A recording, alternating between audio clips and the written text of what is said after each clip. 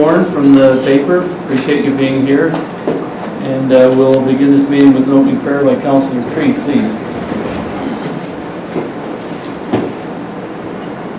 Our Father in heaven, we're grateful to be assembled this afternoon for our Council Committee of the Whole meeting. We're grateful for this community. We're grateful for thy blessings upon it, for this the good summer that we've had, and for the moisture and the things which we've received in our community. We're grateful for the people in our community, and we pray that we might serve them well, and pray that in this meeting that we'll have thy Spirit to guide us in our thoughts and deliberations, and these things we pray for in the name of Jesus Christ. Amen. Amen. Thank you. I noticed my name come over. I hope that's not a norm in how the meeting will go for the next 6 months. You've fallen off the table already? Okay, additions and number 3, additions and adoption of the agenda. We do have a couple items we need to add to that, if you're okay, on the Flood Recovery Reconstruction Act Symposium that's going to be held. And we'll call that 7D, if you're okay with that. And Councillor Creed would just like to ask a question at a little bit later time during the others portion regarding the stake service that will be coming up, to see how we as a town can help out, if there's anything we can do, or revise them on whatever we can do, if that's all right with you. So 7D is flood recovery? That's the flood recovery, yeah. 8B stake service, and then you have under 10. And then under 10, we're going to add another in-camera item on the CAO evaluation, and so at that time Marian will be able to leave early. So, do I have a motion to adopt? Councillor Bengry? Yes.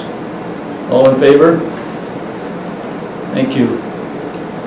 Okay, so next we've got the adoption of minutes from the last meeting. Is there any concerns or corrections or things that need to be brought up here regarding the minutes that are here? You had a chance to look them over? I'll look it up.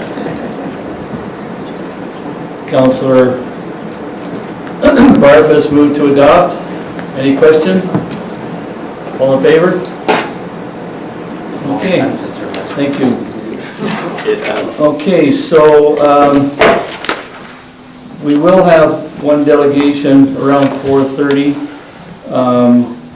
Bardat will come to give us an update and some information on the, I guess it's on number 7C, water budget increase request.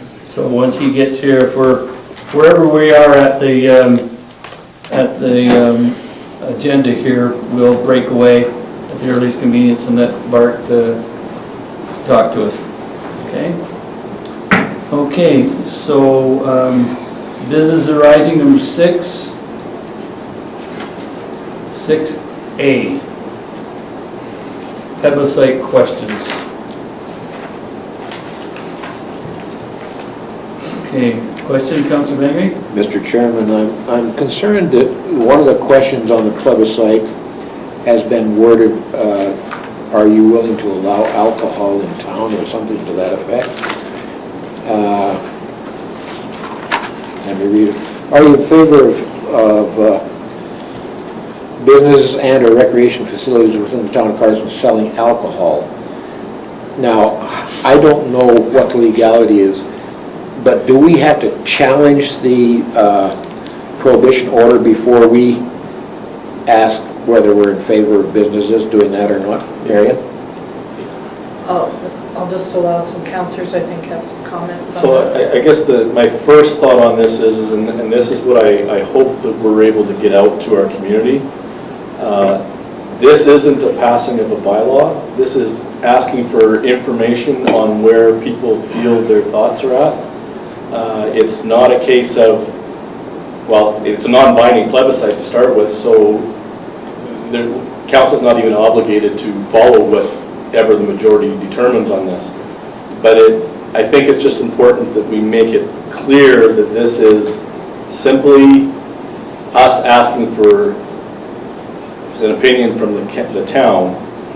When it comes right down to whether or not we can allow it, it's provincial legislation, we can't. Well, that's what I'm saying. The question should read, though, do you, the citizens, want this council to challenge the prohibition order? No. Mayor? I don't really think that council is there to challenge the prohibition order, but I think council needs to know what people think in this town regarding this item, because it has far and wide implication and consequences that be from an economic development, or be it from a health issue, or from a policing issue, or from a socio-economic issues and impact on families. So essentially, we need to know if they really want to see alcohol with all what it has for implication. And I think Councillor Barfuss is right. It is just to find out what people think. Any other comments? Councillor Peavoy? Well, I remember back to our last committee of the whole where we had this discussion about the previous two questions. And, you know, although I appreciate the input from the citizens for positive progress and the submissions from administration, you know, I don't remember last time we were looking for questions. I don't remember consulting with Wendy Creed about chickens or with Justine about fluoride. And so I just find it, you know, very kind of us to have given the Citizens for Positive Progress, you know, the opportunity to have a say on the wording of the questions. But I'm pretty sure it was very clear and almost, you know, unanimous around the table that the simpler the better, right? Yeah. The more clear, the more, you know, even almost vague, right? Because the more detail we put in, the more room for misunderstandings, et cetera. So, yeah, absolutely. And so I know, and I appreciate that they're trying to say here, you know, they want to limit it to businesses and recreation facilities. They don't want to implicate that there's going to be bars and liquor stores, right? I get that.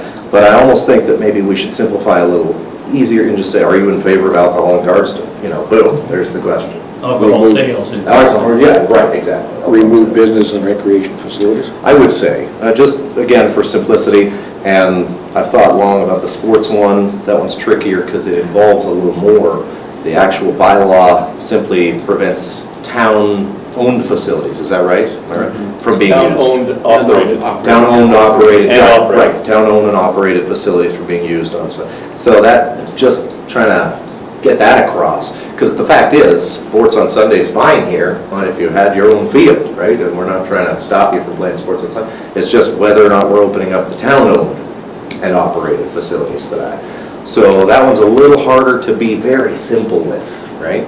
So anyway, that's my 2 bits. I don't know how we're going to shorten that one, but Councillor Edmonds? The problem is on the alcohol one, once you open it up, you cannot say who can do it and who can't. Exactly And right. it- the other thing is, anybody can challenge the prohibition law at any time.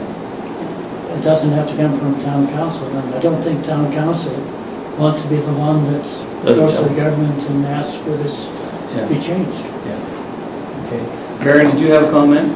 I was just for clarification, Councillor Peavoy had made a comment early that you hadn't asked the opinion of the fluoride and chickens people, but just for clarification, the difference here is that it was these citizens who asked for the question to be put on the plebiscite. sure.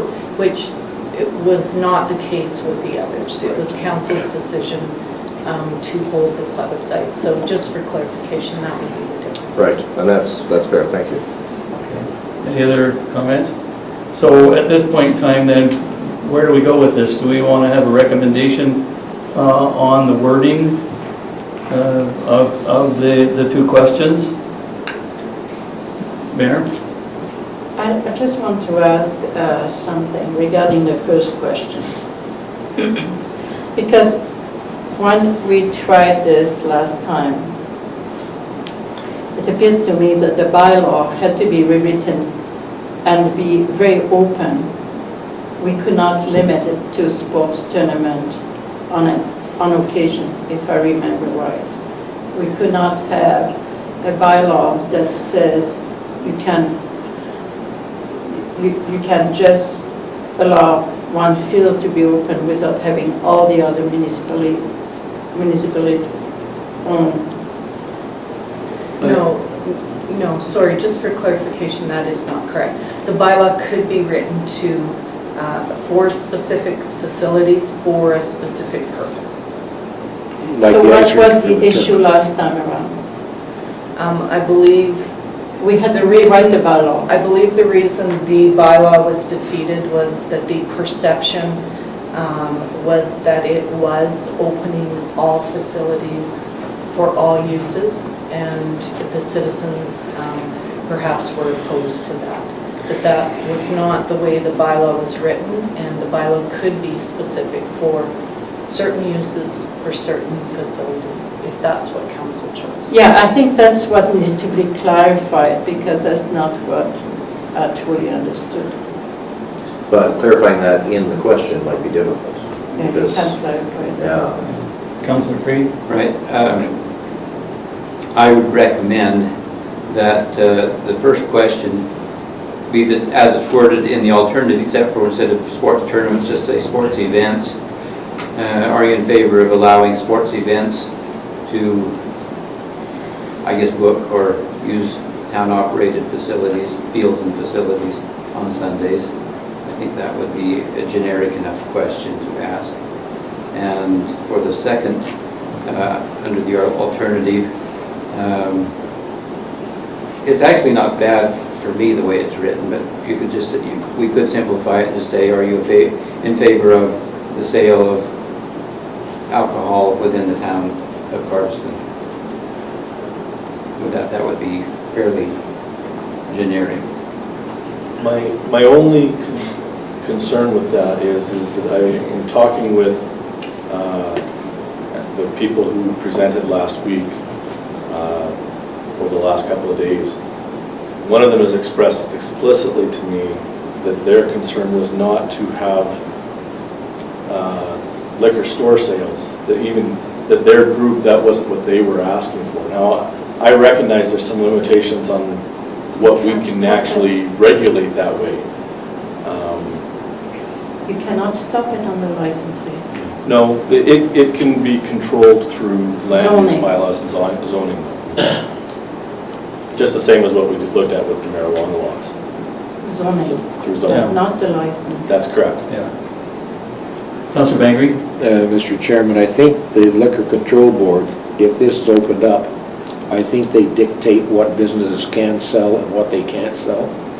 It's not up to us to dictate, but if a business such as General Foods come in and open a little grocery store and they wanted to sell liquor, it comes under a special classification and they might not qualify under that classification. I think it's just a matter of whether we want to allow liquor sales in Cardston. And I think I'd leave the business and our recreation facilities within the town. So if we're going to have a recommendation on these, Council, Bill, you said, the question might be, are you in favor of alcohol sales in the town of Carlson? Is that what you're saying? I think so. I mean, that would make it very, I mean, this was the feeling of Councillor, as Councillor Peavoy expressed in the previous questions, is that we make them as simple as possible. And, in this particular instance, it's been pointed out that, we may not have control, once, if it ever became allowed in Cardston, whether we could actually say one thing. So I think we're asking people their opinion on a principle rather than a specific item, as we did with the other questions. Previous plebiscite questions, we basically limited it to the principle, and then we can discuss as a council, because this is a non-binding plebiscite, we can discuss, what other implications might be involved. I mean, we're not bound by the results, but we get a feeling of what the principle would be, in the minds of the citizens of the town. Councillor, Could we maybe, I know that there was a number of discussions that went on between administration and this group. Get a feel for the questions that they bounced back and forth, because I know there were a number of different questions. you want to address that to Marian, if she'd like to share with us any of their communication? I'll actually defer that to Jeff because Okay. it was him that was talking with Kronen. All right. So. And I wish I had someone to defer it to for just a minute. I'm just seeing if I have the list that I sent Darren.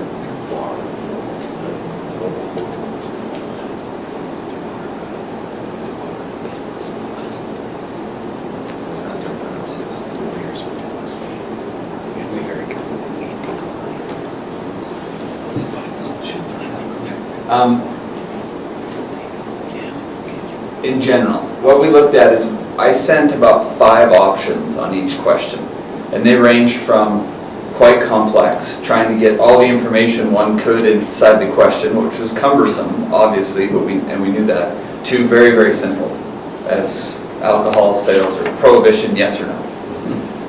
When I met with Darren on Thursday, he had met with some of his group and brought back these 2 as options, simply stating, basically what council's talked about is, in the simplest terms, they get the intent of their request on the plebiscite. That would people, in a perfect world, if all regulation could be what it could, be in favor of restaurants specifically and recreation facilities selling alcohol? That's their question that they've brought to council to have represented on the plebiscite. They felt those 2 represented that as close as possible. I think the group recognizes there's all kinds of regulatory challenges around all this stuff, but they wanted to try and get their intent put across and felt these 2 represented it adequately. Marian? I just have one comment, just tweaked when Jeff was saying their intent. The concern, I would say, with just simplifying it to alcohol sales is really their intent and their request to council was for 2 specific reasons. One was restaurants and one was recreation facilities. So if that's the question that they asked to be asked, perhaps you should consider that, and maybe the businesses should be changed to restaurants. And then it's clear what you're asking for, because that was what they had asked you to consider. Mayor, and then Councillor Bengry. Here is the difficulty always in making sure we don't have a bias in the questions. And this is why the other question we asked to have them as simple as possible. If we put business and recreation facilities, I think it's more encompassing than just restaurants in some ways. Because really, the truth of the matter is that when you have a license A, you can have a restaurant, but you can also have a liquor store under the same license. So the word business is probably more representative of what could happen in the future because of the inability of the municipality to limit to restaurant. So I think the word business is okay with me. Councillor Barnes, I just noticed that in the backgrounder, and it says in 6A, the final sentence, the Citizens for Positive Progress group have reviewed these questions and wishes for these to be the exact wording of the final questions. So, they're in agreement with the wording. They're the ones that wanted the wording on the plebiscite. It's simple, it's complete. I think we should stay with them. Are you ready to make a recommendation? I think we have a recommendation on the table that we're discussing. I was just wondering if I could get a clarification on Yeah. something.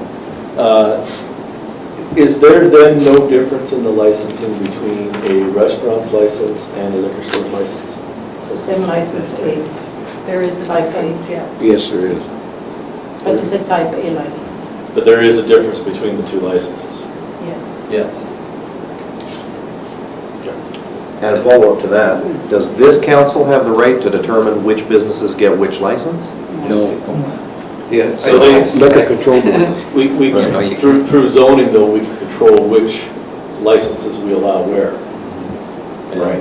But we location can't you limit- have That's right, control. that's the zoning. I mean, Which, yeah. the location of them. We can't say select businesses, I mean. No. That's why businesses, it's more truthful to the matter, I think. Yeah. Councillor Peavoy? And I think that the same thing is accomplished by just leaving the word businesses off, because alcohol sales implies business. I don't know why we need it. So are you still thinking on the simpler version? Yeah, Are you in I agree favor of with alcohol sales in the town of Councillor Cardston? Creed, exactly. I don't think there's a need to go any further. I think it's all implied there. I think everything within our power is covered in the simplest of questions. You know, I commented on it, it's a principle reading Yeah. that we're asking, and, you know, further discussions can be had down the road once Yeah. we kind of get the feeling of how people feel. That's my thoughts on it. Okay. Are we prepared to go on with the recommendation, or is there any more comments? Mayor? If we are allowing that group to express their wishes through their questions, and we accepted the fact that they were coming to the town with their question, do we want now to Dictate. control the questions? That's maybe, It's a great question. I was asked a couple of times this week about, you know, hey, if we, you know, some people were asking, hey, if we ran around and we got 150 signatures like they, could we dictate the question? And I said, you better hurry, because we're going to be discussing this there, right? But like, in all fairness, shouldn't other groups as well have the opportunity to give feedback on? Or is it just assumed that we, as their elected representatives, would choose the question most neutral, right? Most neutral. Because like I say, if you want, we can ask the question as recommended by this group without taking any consideration to other groups or individuals and what they might want. Councillor Bengry, do you have a comment? Yeah, we were not asked by other groups specific questions that they wanted on hens or on fluoride. They left it up to the council to decide those questions. But this group, the Citizens for Cardston Positive Progress, have stated that they would like to have these exact wording for their final questions. That group has been honored by coming here, making a presentation, visiting with our administration, and then coming up with the wording on these final questions. So I think we need to honor what they're asking for. Any other comments? Councillor? Well, I mean, just to, you know, to kind of turn that around, you know, the other groups were not even given the opportunity to, you know, to word a question. They were not given the opportunity even whether, you know, to have a plebiscite. So I think, you know, just the fact that these people that asked for those specific questions doesn't necessarily give them, you know, rights above, you know, the other groups that have an interest in, you know, certain questions, you know, plebiscite questions as well. Council really does retain the right to, you know, to control the questions, to make them as fair as possible. And I think that's the principle that we're seeking here, not maybe whether we favor one group or another, but whether we are fair to the whole entire community, not, you know, not to a particular group. Councillor Creed, I disagree with you. Those other groups had the opportunity to suggest a question on the plebiscite. I think we give them all the opportunity to do that.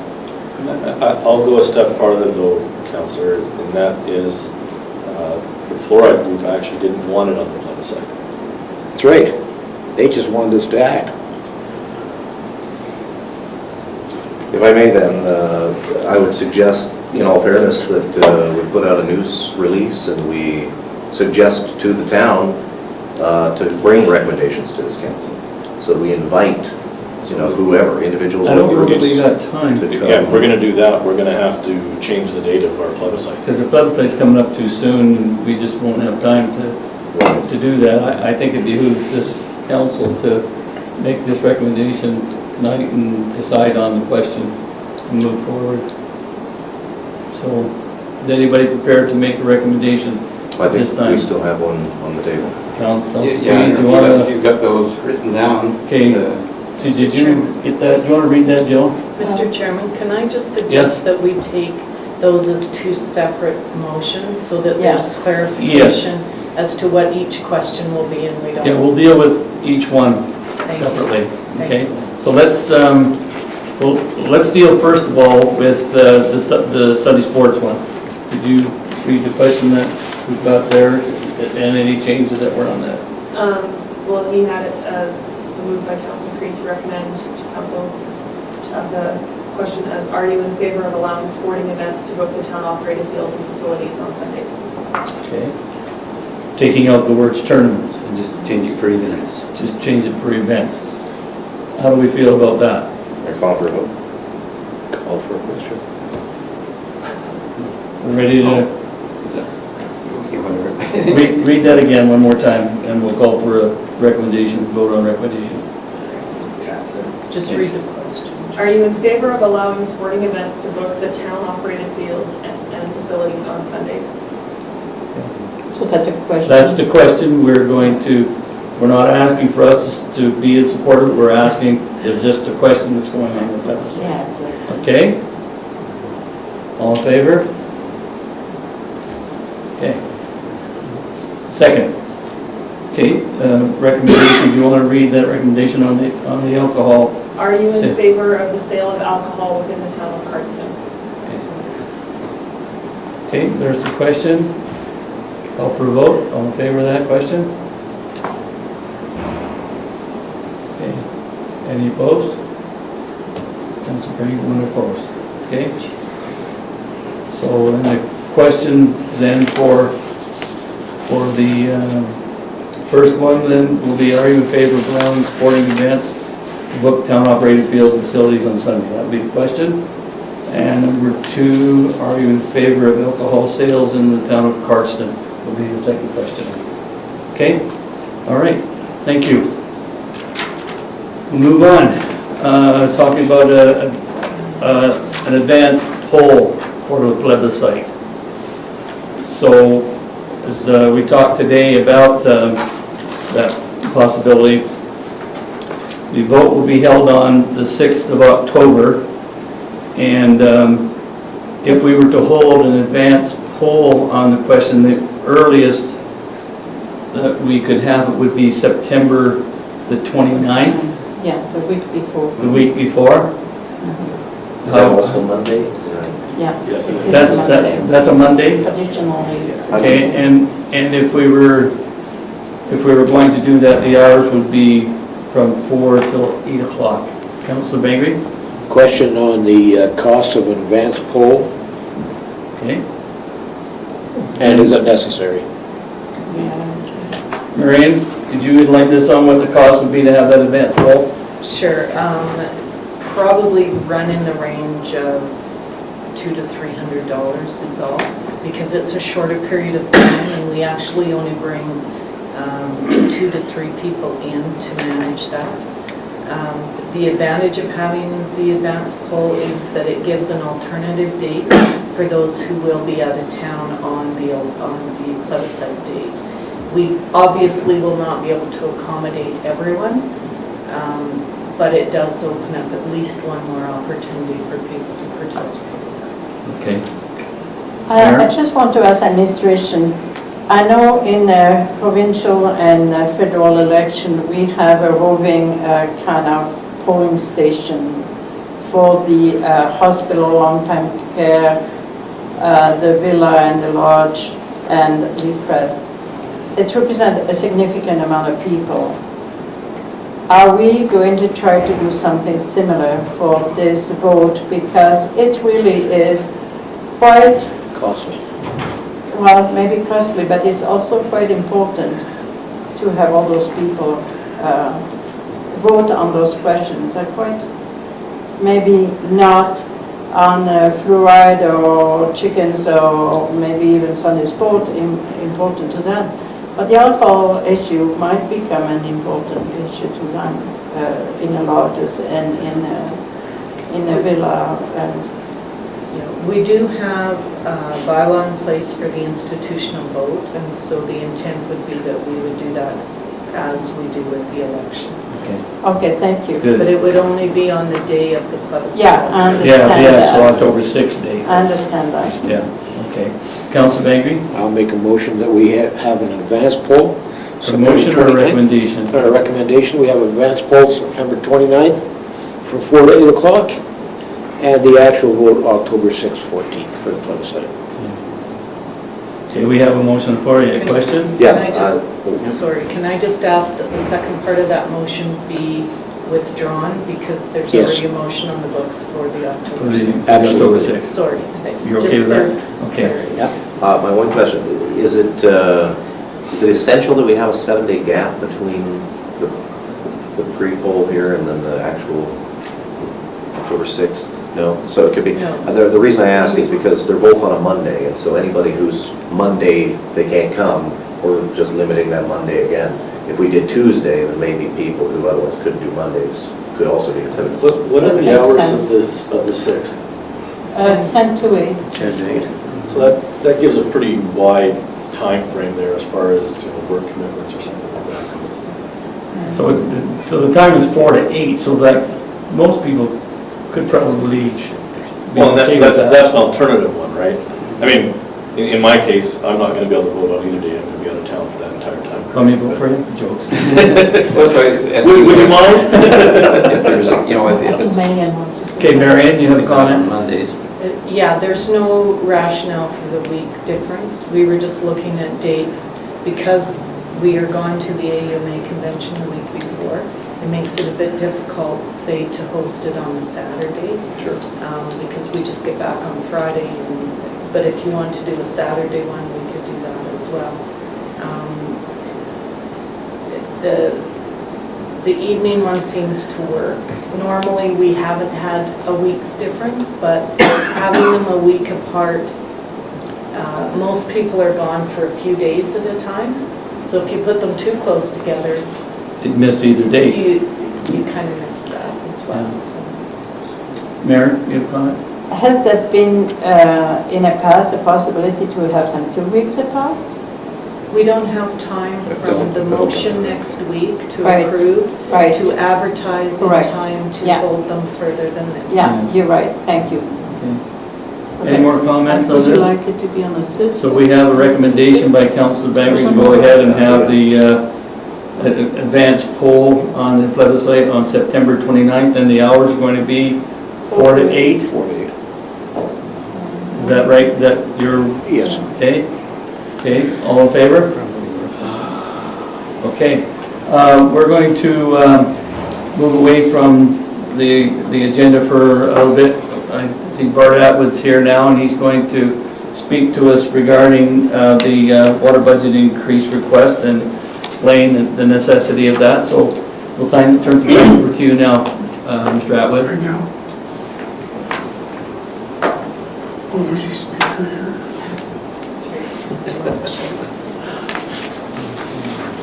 No, it's okay.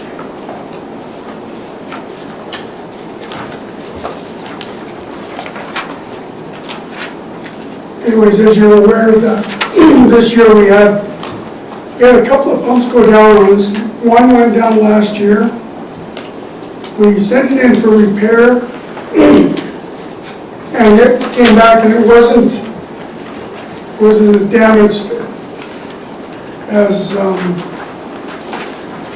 the other one was damaged. Another one of our bigger pumps, and these pumps were put in 2010, so they've been in operation for just over 3 years. The first one that went down was 3.5 years, and then we repaired it. And it actually isn't working 100%. The impeller on it is wore out. It is operational about 50%, so we're getting by with it. But the other one, it damaged the whole impeller, so that's why the cost of that was such an extravagant amount. The impeller alone was about $5,000, a little over $5,300 for the impeller. And then there's a bottom plate, and how I can explain it is we took all the other pumps out of the outfall lift station to kind of investigate what was going on with these pumps. And we found that there was a little bit of cavitation happening around a bottom plate. It's got 4 screws holding the bottom plate, and it's a wear plate for the impeller to wear on. And that bottom plate, the cavitation was pulling those screws out. And the first pump pulled the screws right out, and then the bottom plate came up and wore out the impeller. And it actually bound against the impeller, and we couldn't run it. The other pump came up, and the impeller tore to pieces. So it completely ripped it apart. We took the other 2 pumps apart, and we found that there was cavitation eating away at those bolts. And this, we thought maybe it might be a fault of flight, because maybe a manufacturer fault that they didn't put in the proper type of voltage to hold them in there. But the cavitation was I guess it's evidence stating that there is cavitation in those pumps. Pumps normally have cavitation. In this pump well, we have put in a plate to stop cavitation happening right by the pumps, but we still have that happening. So this has caused a significant amount of increase in our wastewater treatment plant, and also a failure of another sludge valve, backflow valve. One of our big RBCs went down, an RBC bearing went. We had to change it before it would break the shaft, so we decided to change that. And so that's another big expense that came up. So anyways, that's where that's coming from. There's unplanned events that happened that we just did not budget for. We usually budget for small repairs, but a large pump like that, it's hard to say. Those pumps should last longer. In my opinion, they should last longer. Good question, Councillor Bengry first, and then Mayor Kronen. Mr. Atwood, how many pumps do we have that are operating like this? Is there 4 pumps? There's 4 pumps. Right now there's 3 out. There's 3.5 in operation. So you're saying if we advance this money, it should be adequate for 2014? What happens Yes. in 2015? Are we throwing good money away for bad? What I'm saying is, do we need to replace with a more superior type pump? Or do we keep rebuilding these pumps? Well, I don't know that there is a superior pump to these. Every pump wears out. We are repairing impellers on the lift station at the raw water lift station. We have to adjust them and repair them as well. And we've had to repair one of those the year before. This year, the reason why we are asking for an increase is because we spent a significant amount of our budget money on our exhaust fans on our plant. Right. And so we've already expended that money, and that's not capital. Well, it's operational, but it's something that we have to repair, and we've spent probably up to $7,000 on just the makeup bearings, well, not the makeup bearings, but the exhaust fans. And so it's depleted the operation, and then you look at it repairing a pump, $11,000 pump repair. It's operational cost, but it's a significant amount that we just haven't planned on. Putting in a superior pump, there would be cavitation. Every pump is damaged by cavitation. And what we are looking to do is to monitor that cavitation and replace the wear plate before it damages the impeller. Mayor Kronen has a question. Yes. But I just want to ask you something. There's something that you said that caught my attention. You said that pump should not have worn out that fast. Is there, in your opinion, a manufacturer defect in that pump that other towns or businesses that you're aware of may have incurred also? And what can we do about that aspect? Well, warranty is 2 years. I've talked to Flight, and they said right out that the warranty is over. Chestermere have about 8 of these pumps, exact same pumps in their lift stations. And they are repairing probably about 5 of them, and they're fairly new as well. They have a lot of cavitation as well, and that's what's happening to their pumps.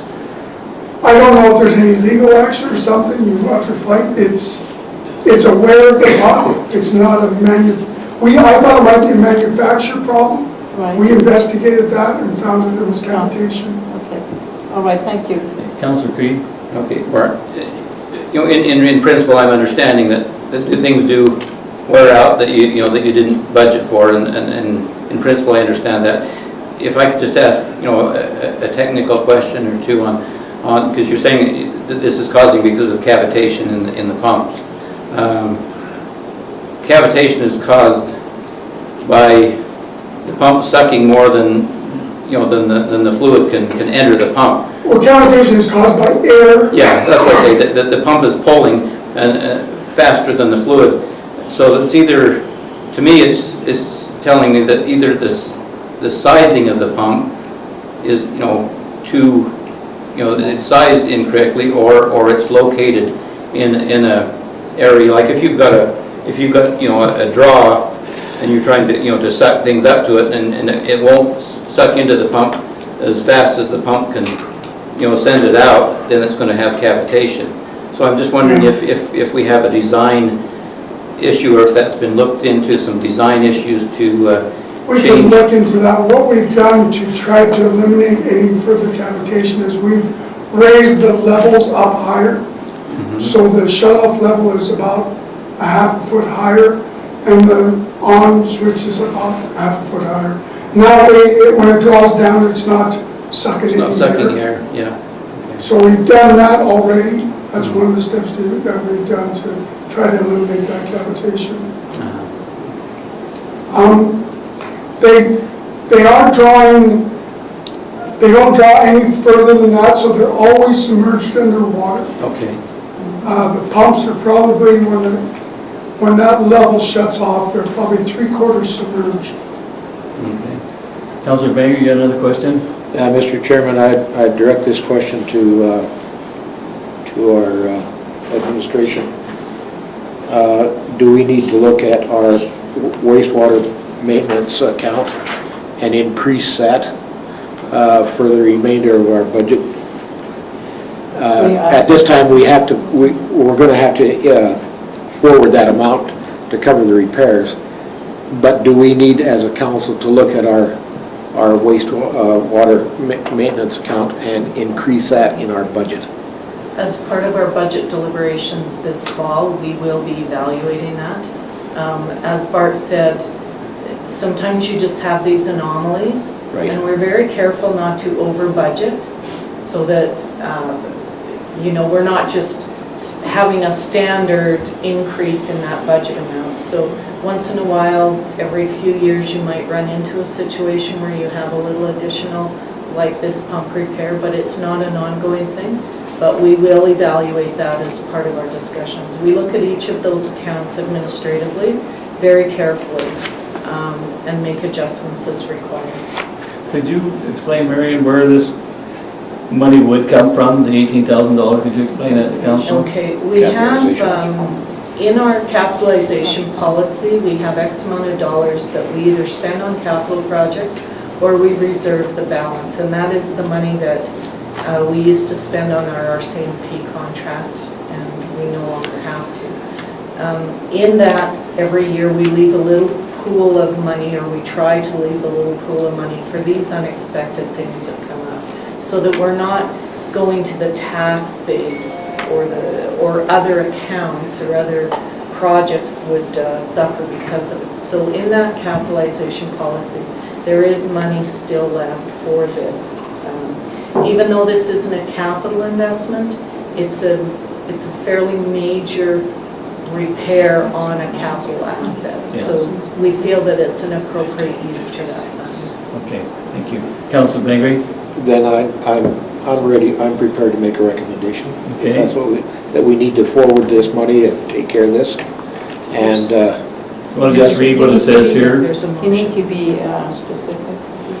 okay, I make a motion to approve an increase of 18,000 in the 2014 budget amount for the general ledger, number 2, 42504, sewer plant maintenance, to cover unexpected equipment repair costs which were required to keep the wastewater plant operational.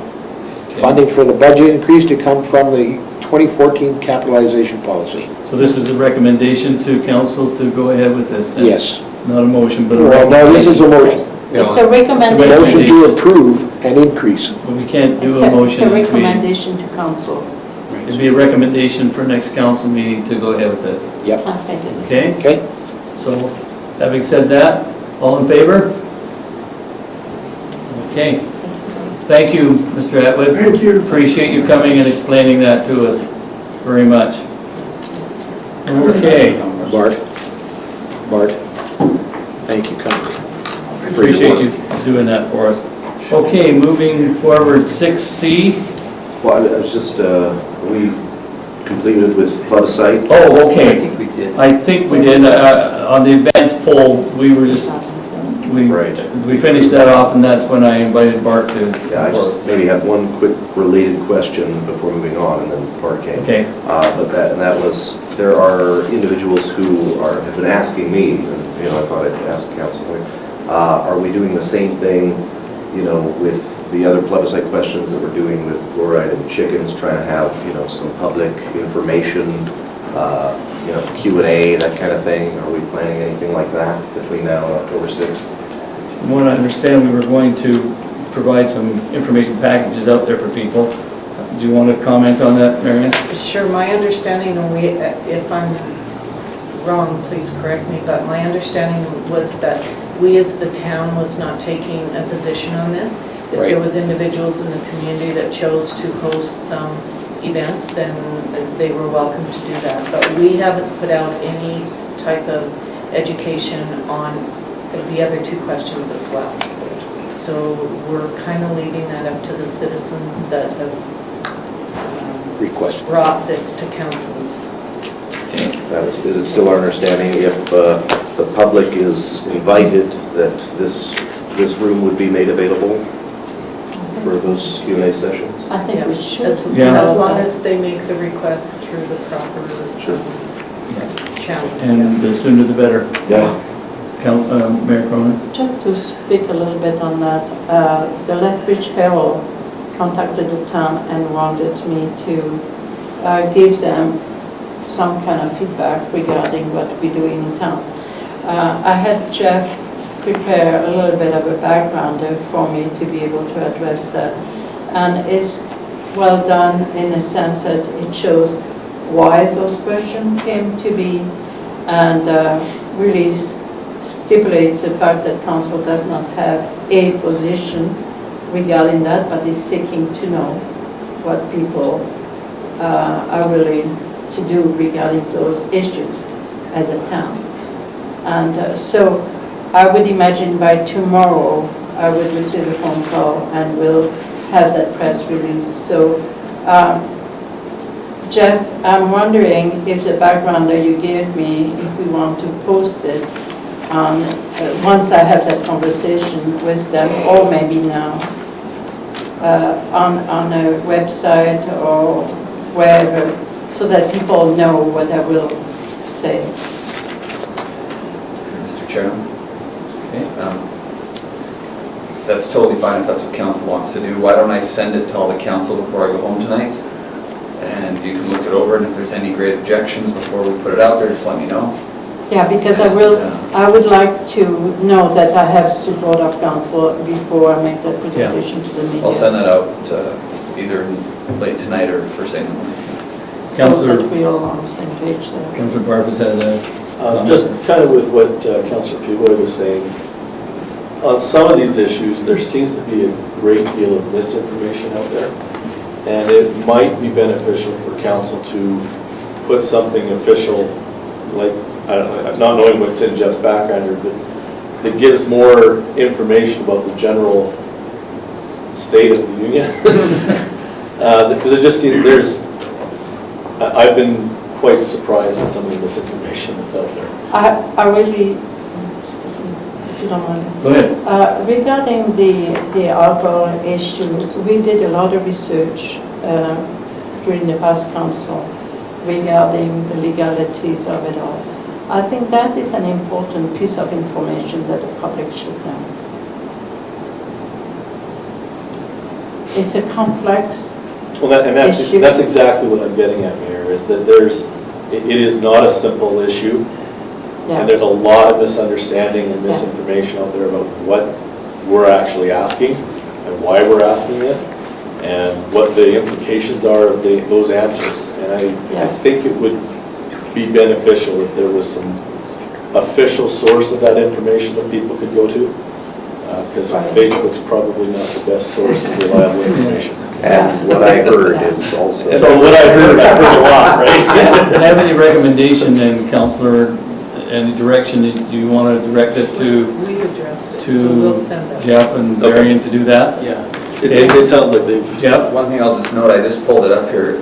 I won't send it to you tonight because we had, as far as the questions on the last two issues, we said the exact wording is yet to be determined. Okay. So we've now determined that.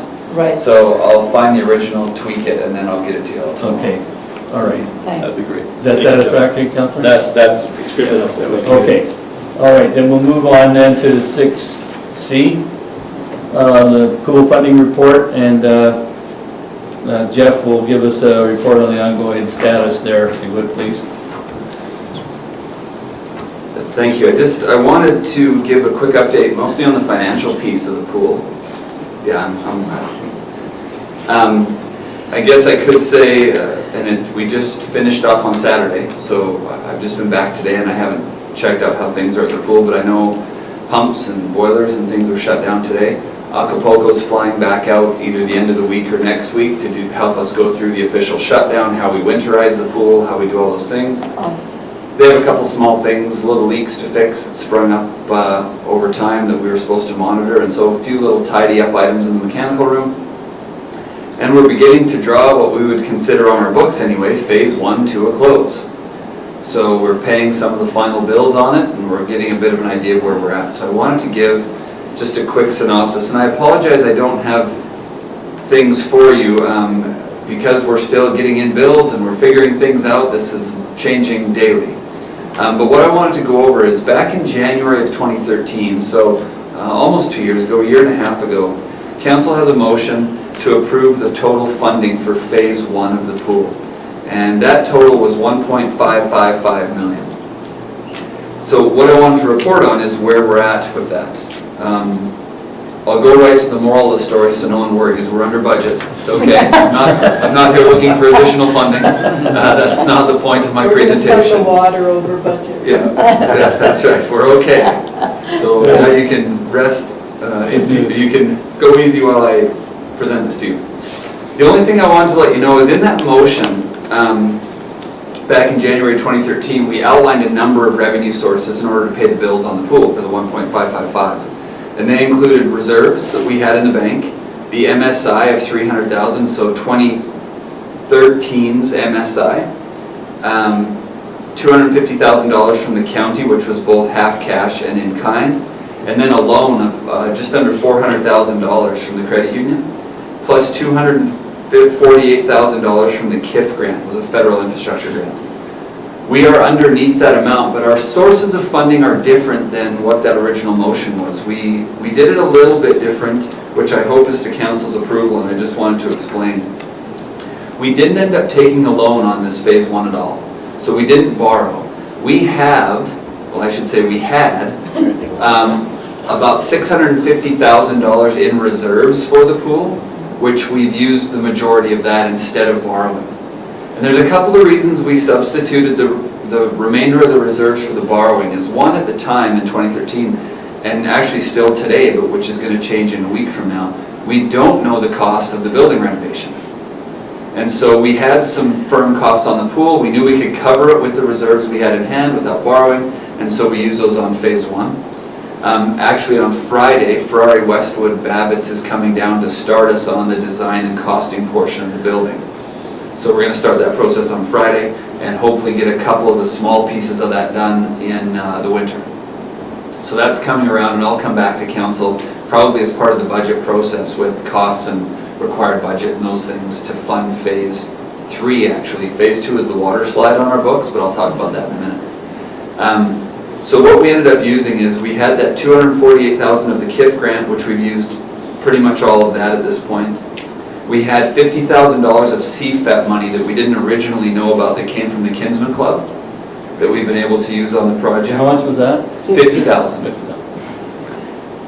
We have used pretty much all of our MSI allocation. We still have $100,000 of 2014's portion unused that we are saving for the pool, of course, the building, sorry, get my phases straight here. Just for clarification, it was 300 from 2013. That's right, and 300 from 2014. Yeah. So we still have 100 of 2014. That's right. So we have 100 of 2014s that we're holding for phase 2 right now if required. And what we may do with that is if we need to pay some of the design and engineering costs for phase 2 in 2014 by Christmas, we may use that 2014 MSI to cover those costs now. That's for the slide. That's No. for the building. You said phase 2. No, Sorry, phase boy, 3. that's bad, my phases are all mixed up. I'm just gonna go with building, pool, and slide, no more phases. Okay. So for the building, we used 644,000, but we didn't quite use all of that. We used about what does that total come to? $556,000 of our reserves. So there's 187,000 in there still for the building. We used 125 of the county's cash. We used 38,000 of their in-kind. We had, so that was the funding that was used on the pool. Can you give us a total figure? I can. Of that? So the approval was for 1.555070. We have used to date 1.415241. So that's $139,828 under the approval. Now, there's going to be some tidy up stuff this year. We've got to do the east wall. We got some rock work and some framing and a few things to tidy all that up. We still have half a grade beam in the ground on the south side. So we've got a few things that are obviously still in this fall we're going to spend on. I anticipate we're going to spend about another $30,000. That's about what our quotes are coming in to tidy up that east wall, some of the south landscaping, and a few things like that. The other thing I want to point out in that 1.415, that's all the expenses on the pool back to 2010. So those of you who were here at the previous council will recall we went through the process with Sprung and with some of the performance contractors to look at the whole indoor facility. We did some design, we did some costing, we had costs all the way back from 2010. So this number today is inclusive of all the costs from the time we started looking at a pool. And so I was happy about that, and I don't foresee any costly red flags on this first phase of the pool. Acapulco should be back to winterize us. The basin's already been through a winter, so I'm not too worried about how that's going to season. The pool seemed to perform very well through the summer. Now, I'll have a chance probably in November to report back on the actuals of everything. We didn't know utilities going into the year. We don't know what that's going to look like. So once those bills all come in, we'll have a really good feel for the actuals on all those expenses, and you'll see that reflected in the 2015, 16, 17 operational budget when we talk about that in the fall. I guess it is the fall. Boy, the year's getting away. So when we talk about that very soon, then we'll talk about how that looks.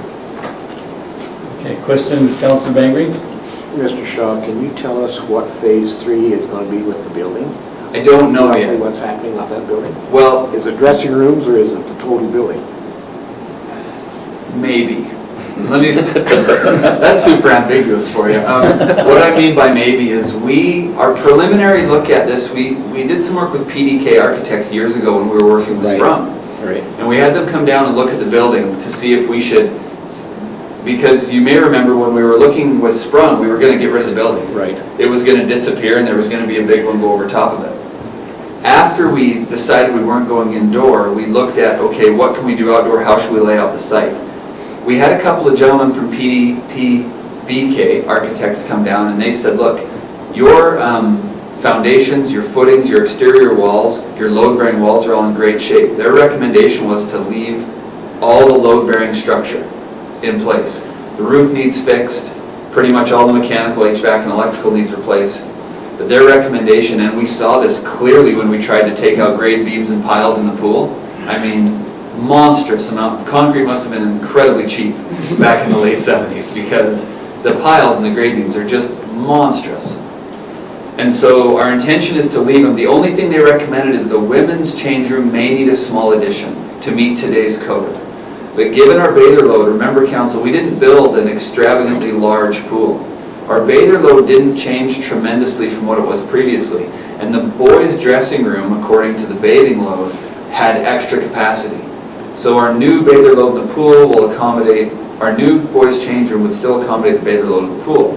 The girls' change room may require that we take out a bit of that north, yes, probably a little bit on the north, and come out a bit to add 6 or 8 more changing stalls in the women's change room. And when we were with PBK, we had a couple of preliminary drawings on how that might look. So Ferrari Westwood's coming down, and that's exactly the process on Friday afternoon that we're going to ask them to kind of take us through. Is, does the building meet code for bather load? We already know our utility infrastructure, HVAC, electrical and plumbing got to go. We also know we need a either family change room or a combination family handicap accessible change room. We know that's something in it that doesn't exist. That will probably require taking where the entrance is and bringing that out flush with the rest of the building to make that the entrance vestibule, and then having family and handicap change rooms where our cashier stand is now. There's going to have to be a little shuffling, but we're hoping to not have to move much of the load-bearing infrastructure. The concrete is immense in that facility, and it's 1-inch rebar every 6 inches. I mean, it was wild. So we're thinking that will stand the test of time, and just the cost to remove it. I think we spent $30,000 just to get the grade beams and concrete out of the pool area. So we certainly don't want to incur the expense of having to remove that as well. So our hope is it's a very minimal expansion, and otherwise we use the footprint that's there. One other thing I wanted to mention as far as the water slide. Our water slide donations to date, which includes the Community Foundation of Lethbridge, Farm Credit Canada, and CFEP from the Rotarians, is at $149,335. So we're still about $75,000 away from where we'd like to be before we can put those in. After everything on this phase 1 we feel is really wrapped up, after all the holdbacks are paid, after lines of credit are released, everything's tidied up at the end of the year. As part of the budget process for next year, I may be bringing back to council the use of some of the amount that we were under to go towards the water slides immediately in 2015, so they're operational for 2015. I'm not prepared to give an indication of that dollar now until I know all my loose ends are tied up on phase 1. Because I don't want to spend money in 2015 I actually didn't have at the end of the year. So just prepare yourself for that when we talk about budget in a month or so. Councillor Bengry, and then Councillor Peavoy. Jeff, I was on that council when we looked at sprung buildings and things like that. In the future, is there a possibility that Sprung could come down here and put a cover over the pool area and the water slide area without moving without doing anything with the building itself? Because I've been to Sprung Manufacturing, tremendous place. They do tremendous things. And I'm just thinking, is there any possibility, if we were asked to look at a covered pool, that we could come down and bring a spring cover? So 2 answers. One's super vague and then one's more specific. Okay. One, I would never put a limit on what good engineers could do. But the second one is our pool is no wider than a standard 25-meter pool. Right. Our beach entry and everything is confined. Now the water slides, we'd have to get a little bit creative with the water slides because they're going to be out to the side of the building and then come in. But as far as the beach entry and everything we have right now, it is the same width as a 25-meter pool and could be accommodated within something like a sprung structure. The one issue Sprung had with us is after they got over 100 feet, the wind loads became a Right. real concern down here. They got a little bit nervous about their buildings over 100 feet and our wind loads. But again, I wouldn't put any parameters on what good engineering could accomplish. But I look at the gymnasiums and things like that they have up there, you know, the pictures, unbelievable what they can do. Yeah, I wouldn't rule it out. I hope that if the community watches this, they have no indication that that's phase 4. But Well, I'm just asking for a, yeah, but a fair question indeed. yeah. Councillor Peavoy, you had a comment? On this, the that's mayor? related. is it? Right. Well, So, right, related, but- my question is, and I know we're waiting on final numbers, so just maybe a preliminary guess on revenue generated. Did that meet our expectations? Did we come in under, over, roughly? Over. I don't even know, Councillor, I'm sorry, and I don't. There's two things that skew it for this year. One was short season and one was reduced costs. Yeah. I mean, by cost, reduced fees. We halved the charges because of the shortened season. What we can look at, and what I'll make a point of looking at, is what were the numbers? And we could extrapolate that into a normal season and normal revenue. I can tell you we were very pleased every day with the attendance at the pool. Oh, absolutely. We had days, I will let you know, where we hit capacity, where we held people out of the pool until others left before we could let others in. There were days where there was far more kids than water in the lazy river. I can tell you that with certainty. I was in that one of those days. It was displaced greatly by the number of people in it, where we had to turn it right off in order to slow the momentum of 50 or 60 kids jammed in the lazy river. So it was well accepted, we heard. Of course, you have your usual naysayers who will never be satisfied, but by and large, disregarding them, we had overwhelming positive comments on the pool. And those that used it really seemed to enjoy it. Okay, Mayor? I'd like to follow up on what you just said. All the comments I have received have been extremely positive, and kudos to administration and to you, Jeff, for having brought that project to its completion in phase 1, because the town truly appreciated having that facility for amusement for the children and for the adults.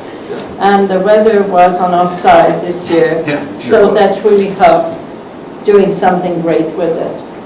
Thank you. Any other comments? Councillor Barfuss?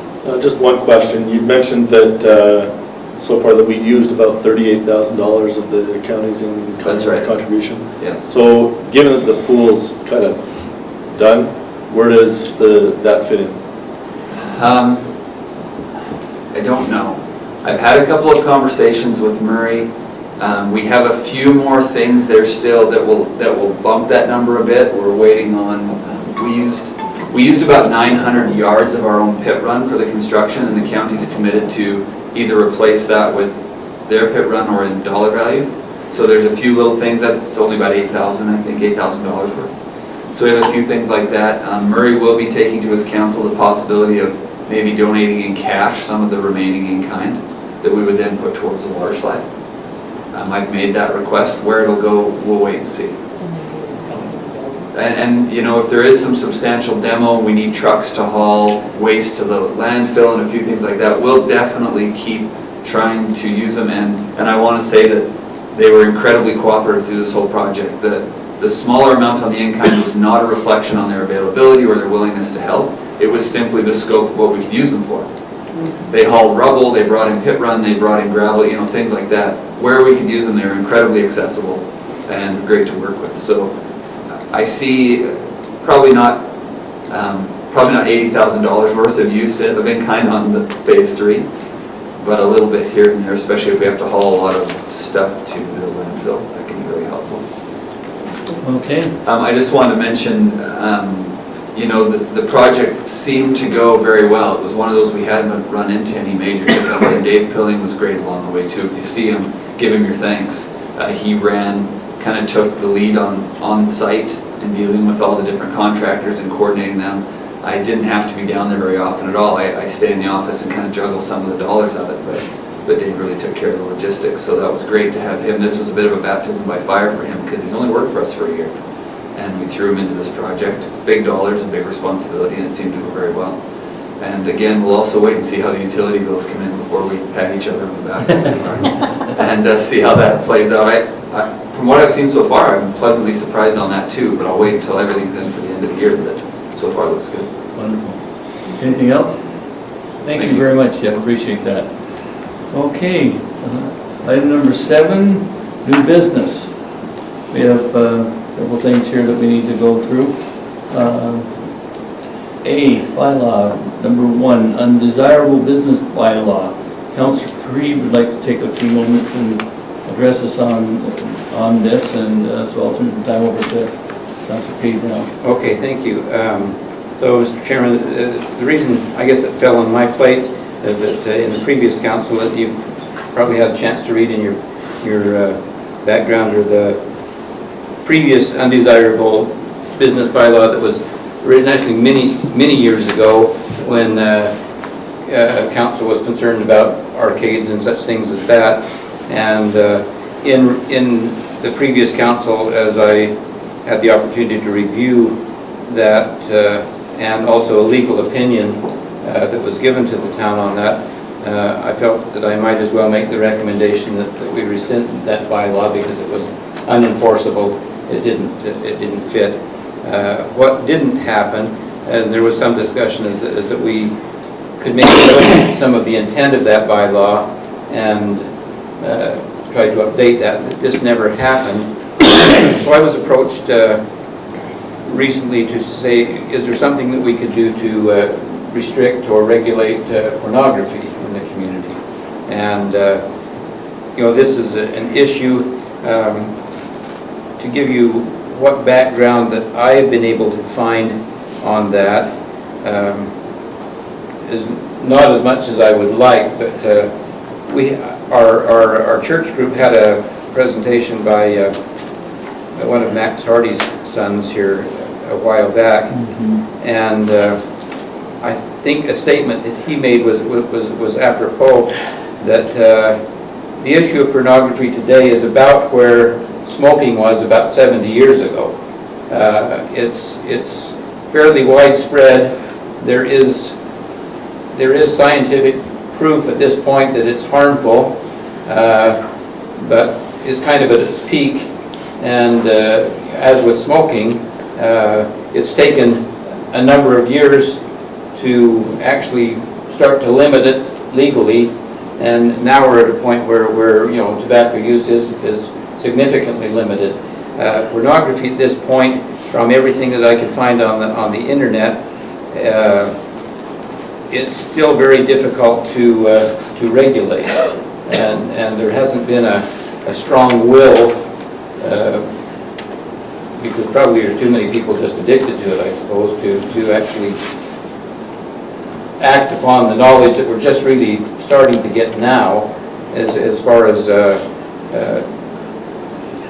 restricting it because of the damage that's occurring. The one person that talked to me is a marriage counselor, and expressed that out of counseling 10 couples, he was only able to save about 2 marriages, and these were all cases where pornography was an issue, as well as we know that there's damage to youth.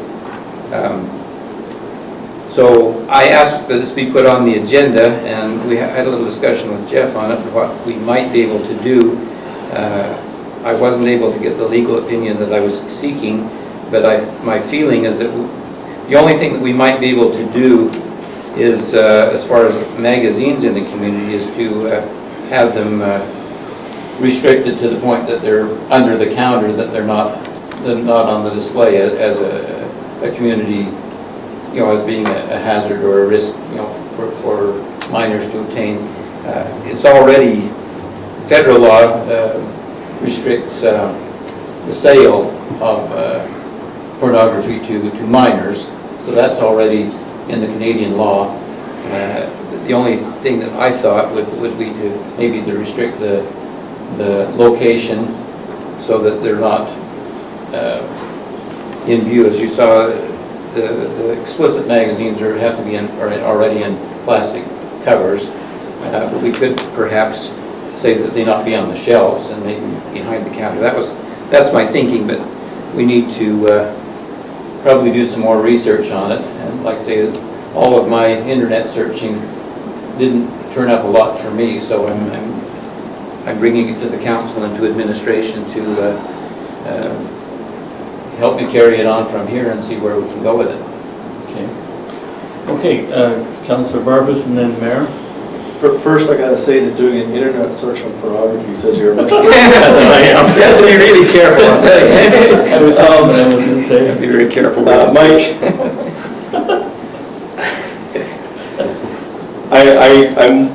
I was under the impression that there was already federal regulations as far as where pornography could be Displayed. So displayed. Are we looking at trying to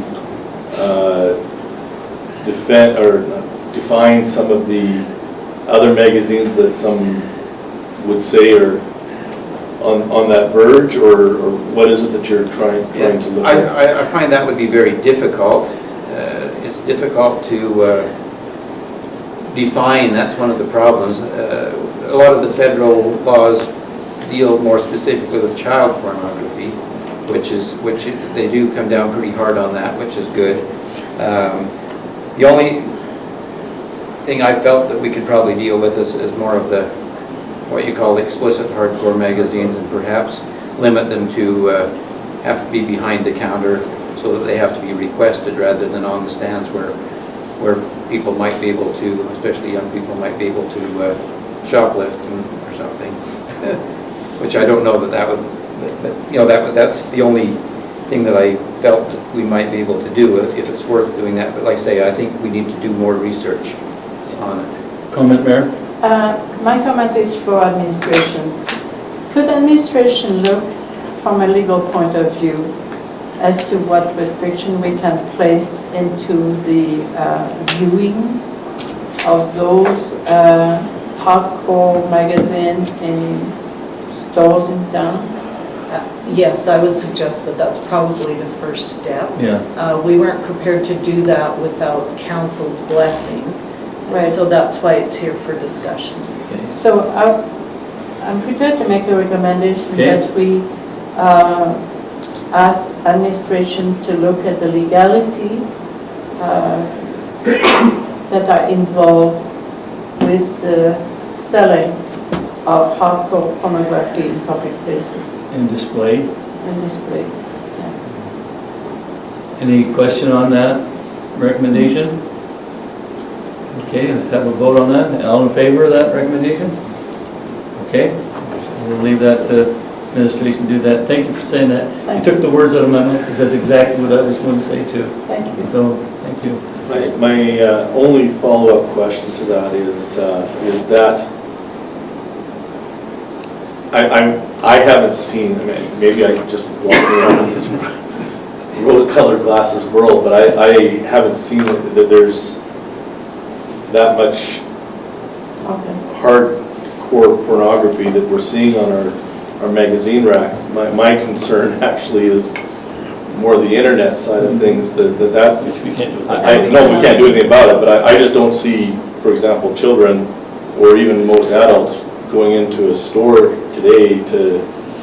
Why would they? Why would they when they can get it for free on the internet? Pretty quickly and easily on the internet? Anyway, so one of the conversations is that this It is in was town. where the youth had obtained some of their material is from these stores.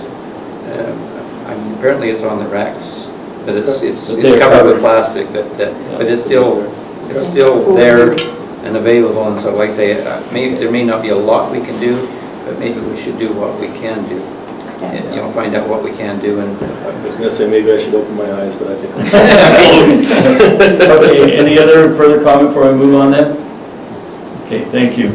Okay, so we'll move on to 7.2, the business license bylaw. I've asked Jeff if he would speak to this. Quite simply, and I apologize in some way for having the whole bylaw on here, but you'll recall that we entered into agreement with the county to honor each other's business licenses. And we never formalized that within our business license bylaw. So this is simply, if you scroll through the many pages of this bylaw, Part 4 was added simply to acknowledge the agreement where it says, in accordance with and subject to the terms of the town and county regional business license agreement attached as Schedule B, business licenses granted by Cardston County to businesses residing within the county will be honored by the town of Cardston. And we will have the signed agreement by both the mayor and the reeve attached to Schedule B on the bylaw. And if you can see, I signed all copy for the county. Yeah, if I might, just for clarification, the reason we didn't bring the bylaw amendment forward was we were waiting for the signed agreement from the county. That's right. So just so you know, we don't have that yet in our hands, but the mayor had asked why the bylaw had not been prepared, and so we prepared it, contacted the county in anticipation that we're going to get the signed agreement from them. I should have it for the council meeting next Tuesday. Okay.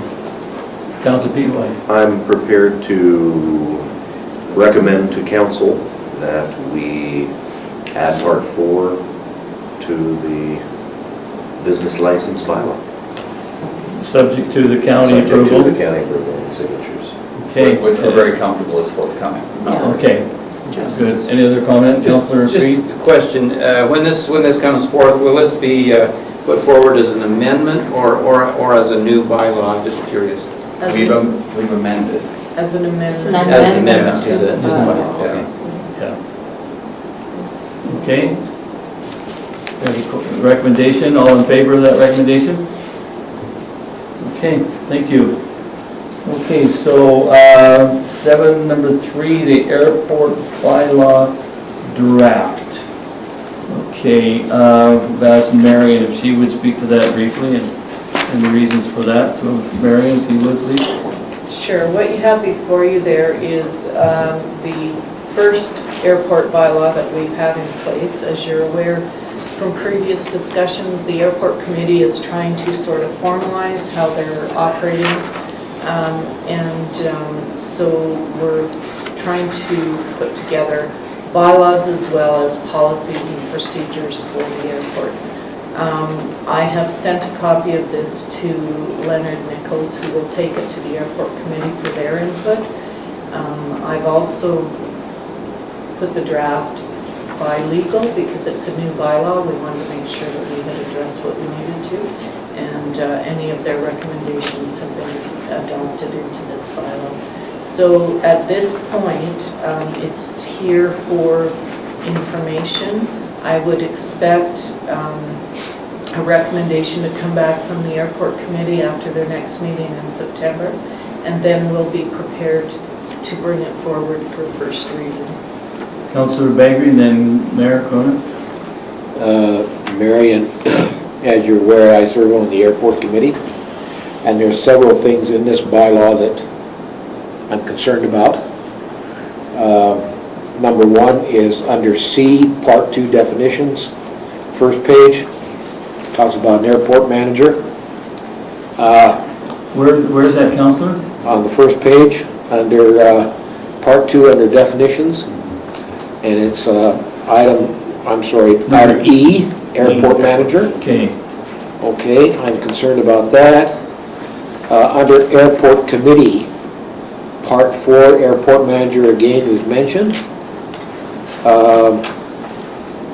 And then under B, the airport committee shall consist of 1 appointed elected official from the town and a minimum of 5 members at large. I would like to see, inclusive of that, the county, 1 representative from the county. Again, my concern is the airport manager position, because with that position, there always comes a cost. And so I'm concerned that at this bylaw mentioning that there is an airport manager, and we discussed that at some terms with the meeting we had out there. And my concern is, if we put it into a bylaw, is there going to be a cost related to that airport manager? Now, as Councillor Bengry said, that was discussed at great length at the airport committee meeting that I attended.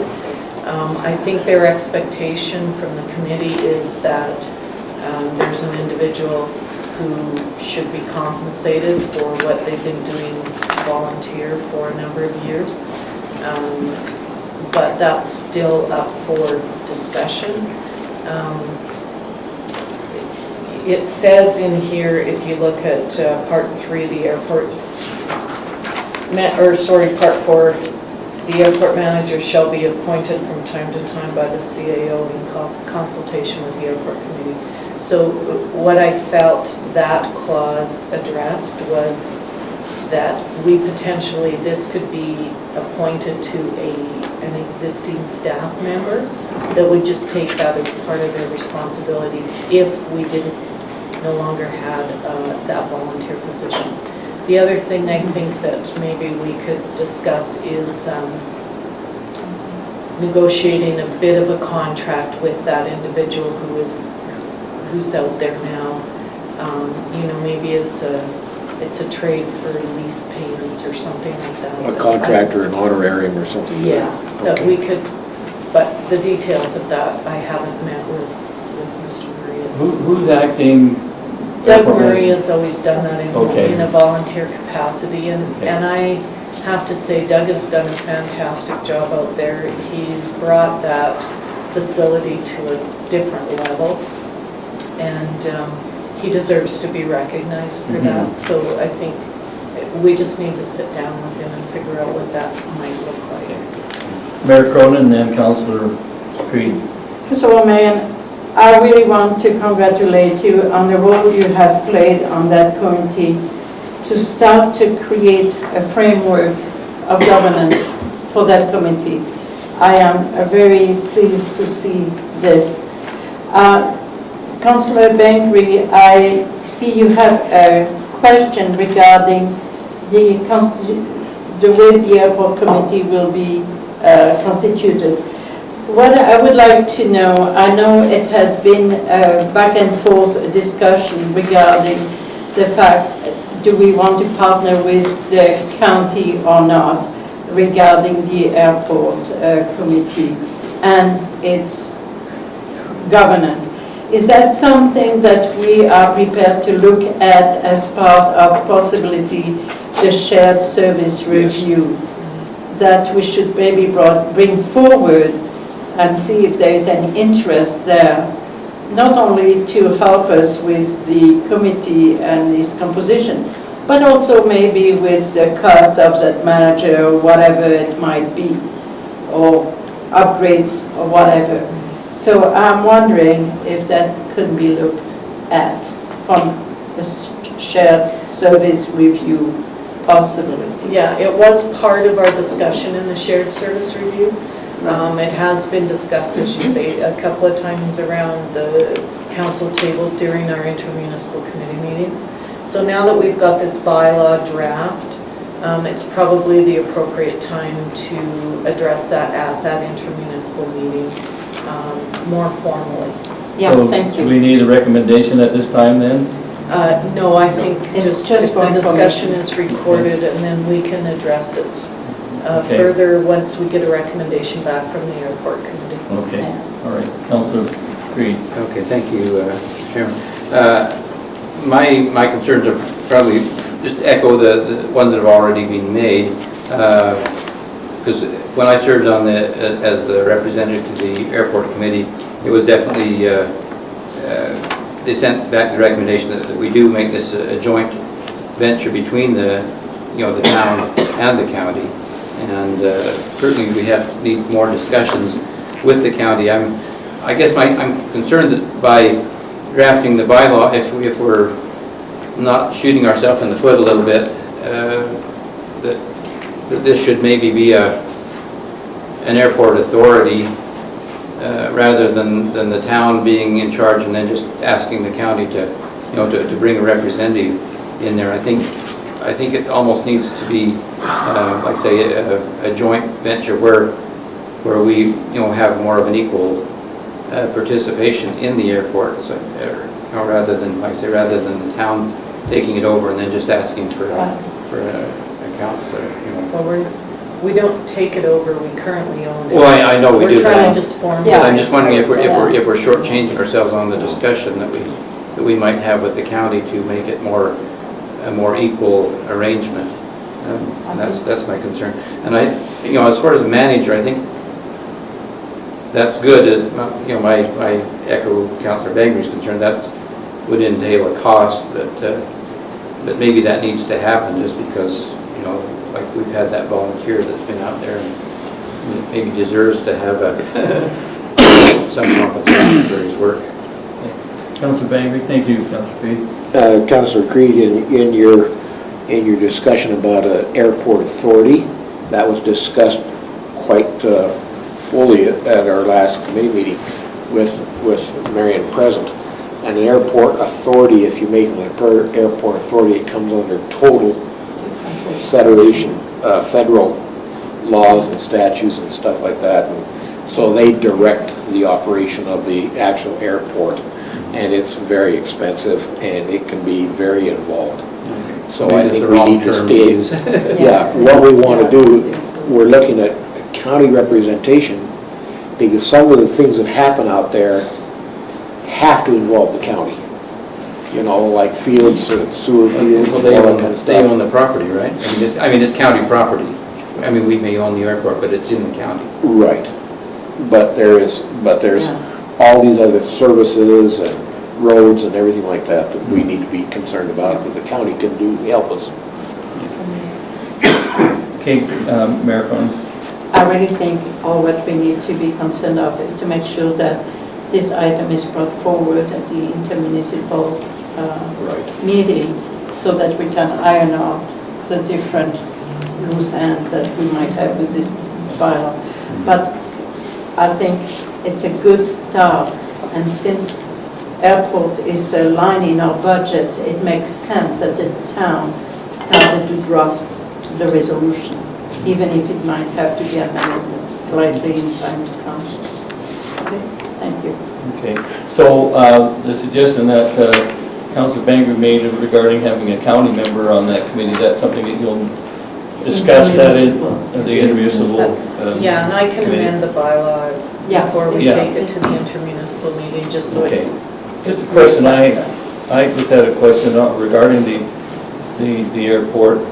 The usage of the airport, has it increased quite a bit over the years? Yes. And what kind of a revenue basis is there for, with the hangars and all that kind of stuff? Is it rental of the hangars? No. Is there a fly-in fee or There's hangars that are owned, all the hangars out there are owned, privately owned, individuals? right? And they have to go through the building codes. Our building inspector, Yeah. Nolan, looks at all the plans and so forth like that. Do they lease the space? They lease the footprint from the town on it. Yeah, per- so that's per what square we're foot. Okay. Okay. But it's nominal revenue. So there's not a lot of revenue that comes out of this. So it's a service convenience that we're providing. It is, and yet, if it keeps growing the way it is, it can be a revenue to the community. We have people flying in to go golfing, Yeah. for instance, going to the temple, taking on family reunions, things like that. And so it's being used more all the time. Remember when they first opened the airport, I was there for the opening of the airport. We had a real big shindig. We had the paratroopers, the Black Hawks, and they had the flyby of the blue snowbirds. Yeah. They were there, and it was a big thing. I'm just wondering if that's something that we might be able to have something like that in the future that kind of would increase the interest in the airport. The fly-in breakfast is, they try that, to do that, but the last 2 or 3 years, the weather has not been Weather's very not been conducive because the seating has been so Yeah. low that you can't bring in private planes, Yeah. unless they can, in their view. So they might have to change the date of their fly-in. Yeah, but I was just wondering if like, To make an Leverage has their air show, and oftentimes they'll bring in the snowbirds. Is it something that we could coordinate and have that sort of thing do a flyby here? I don't think you fund. Is there a cost involved there? Yeah, there's a cost, but it's just a matter of engaging them. Uh-huh. They are such a popular team that. Well, so were the RCMP Musical Ride, but yet they came here. Yeah, but they came here for a reason. Yeah. I mean, the Remington Carriage Center is a big draw. You know. Well, And there's more to it than right that. now, I don't think the snowbirds would Yeah. even blimp at asking them to do a fly. Marian? There has been some discussion that perhaps there's some opportunities for business development out there. Yes.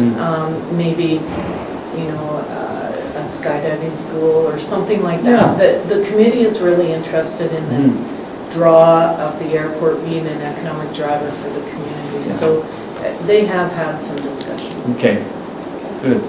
All right, we'll move on then, if there's no other discussion on that then. Move to 7B, Finance Administration. We're going to discuss on the Chinook Arts Regional Library budget. I guess I can give a little background on this. There's the Chinook Arts Library Board met recently and they're discussing some increases to the town municipal fees for over the next 4 years. They're discussing here, if you'll read in your memo there, in 2015, 16, 17, 18, they're anticipating a 3% approximately increase in the requisition to the town. This year's budget assessment, or their request, I guess, what do you call it? What's the proper terminology? Requisition is $25,010. Next year it will increase to $25,726. The year after that will be $26,477. And 2017 will be $27,264. And 2018 will be at $28,087. So a $3,000 a year increase over a period of 4 years. Okay? Now, this information here, if you read it, it requires that this be presented to all member communities, and that there needs to be 2/3 of the member councils representing 2/3 of the member population to approve any changes in these municipal membership fees. And so I guess this information at this point in time is more informational. Am I correct in saying that, Marian? I think you need a recommendation to approve the increase. Well, I'm just wondering if, first of all, we discuss this with the library board, because the library board I think that would be hasn't a good idea. discussed it yet. That's right. We've got a meeting coming up in 2 weeks. And I was thinking maybe we would discuss this Put on the table. and then bring it back to council. Is that, you feel that the way to go? Mr. Chairman, this is still up in the air, is it not? The way I read this is still, it still hasn't come to, It hasn't come to fruition yet. right, Yeah. and so it's still up for discussion. Yep. And until we get some concrete things, I don't think we can make a recommendation yet. Yeah, I have a tendency to agree with you on that, and besides, we haven't met as a board since June. The summer there has been no meetings, and I'd like to, with your permission, to discuss this with the library board and see how they're feeling about it and what their recommendations might be in regards to this as well. Mr. Chairman, we undoubtedly see Maggie at AUMA. Yes, Why don't we? maybe we can talk with her about that. You and I can talk with them, Yeah, or and myself, discuss it with whatever. her, Yeah. or you could meet with her. And maybe see kind of, why they're looking Yeah. at 3%. That's what I And we would. had a big increase this year Okay. already, so. Can I Mayor? just, if I remember right, in reading that proposition, there is also an invitation to have a member of the regional board to come and speak to us. Exactly. We have had that in the past. Why don't we go that route and allow for administration to contact someone from the regional board to come and do a presentation regarding that budget? I think that's a fabulous recommendation. So we'll all hear the same story. Yeah, I think that's a great idea. Councillor Creed? Yeah, I'm hoping that maybe at AUMA that somebody will have a recommendation for the province, because To increase what the funding. bothers me is that there's the municipal fees are increasing every year, whereas the provincial operating grants for the library are flat straight across the board, and that it Yeah, it's doesn't been like quite- that for the last 3 or 4 years. doesn't seem quite right to me that the municipality should carry the increasing fees year after year. Just give me a moment. If I might comment, there has been some discussion with the province about increasing the rates, and there has been some proposals made, and there has been some kind of, they are being swayed towards increasing that budget, that amount. And so, and that's something that we could discuss with Maggie as well. Well, Mr. Chairman, last AUMA convention, there was a proposal put forth to the delegates there. Last year. Yes, about provincial funding Yeah, on the library. yeah. Mayor? I think when we have a presentation and we understand and support the idea, Yeah. then I think we could involve our MLA to also back up our proposal or our support of seeing Exactly. provincial funding Increase. increased for that purpose. Yes. Yeah. And I think that is a proper use of Yeah. our MLA. Well, I think so too. I think it's important that if they're going to be asking us to ante up, I think that they need to, the province needs to be prepared to do their part too. We can't always bear the brunt No. of the cost. You're absolutely right. And the other thing is, we've got until November the 14th before we have to respond back to the Chinook Arch. So we do have time to have this discussion and have maybe Maggie or Robin come from the Chinook Arch and make us a presentation. So do we need to vote on that recommendation, or just I think the recommend it? recommendation to... Just do it? Yeah, that's a good Direct idea. And then, administration now, and do we need to have our MLA come afterwards, after Yeah. that? Yeah, let's do phase Okay. one. So when would you suggest be a good time to have her come and meet with us? You want it at a council meeting, I assume? I'll see when she's available. See when she's available? It'd be nice, Prior the to sooner the better. November 14th. Yeah, I know. It'd be nice if we could do it before AUMA, which is coming up in 3 weeks. They might be available the 15th, because we are Yeah. having a meeting the 15th. Is it 16th or 15th? Whatever day the Yeah, whatever Tuesday day is, I that Tuesday is. apologize, but yeah. Okay, well, why don't we move for that and see if that works. Okay. All right, we'll move on then. Thank you. Urban renewal budget, number 2. Let's see, where are we at here? Councillor Barnes, that was the one that in your printed package, it was out of place. I Yes, changed it on everybody's SkyDrive, okay. but you two with printed packages back up in your Go to agendas a little bit. 6B1. Go to 6B, and it'll be right after that. It has to be 6B2 is in, with an item, a ledger item that Yeah. was not. Yeah. but That's all. if you want me to speak to it, Mr. Chairman. Yes, please do. Basically, what happened is there was 2 projects in 2013 that were partially completed, and the revenue, the reserve was brought forward in the budget, but the expense wasn't. We do have some urban renewal reserve money, so the recommendation is that we approve the increase of the 20,000 and the funding come from reserves. Any comments or questions on that, Mayor? No, I'm ready to. Okay, any other comments before we move with the recommendation?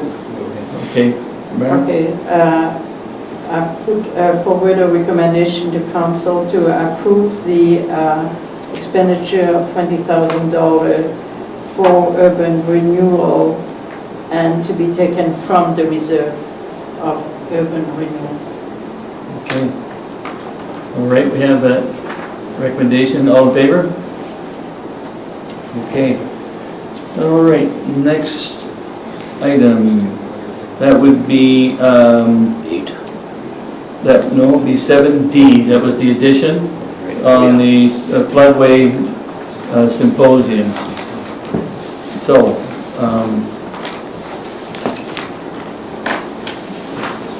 you've got that paper there from Gary Sandberg, Assistant Deputy Minister for Municipal Services and Legislation.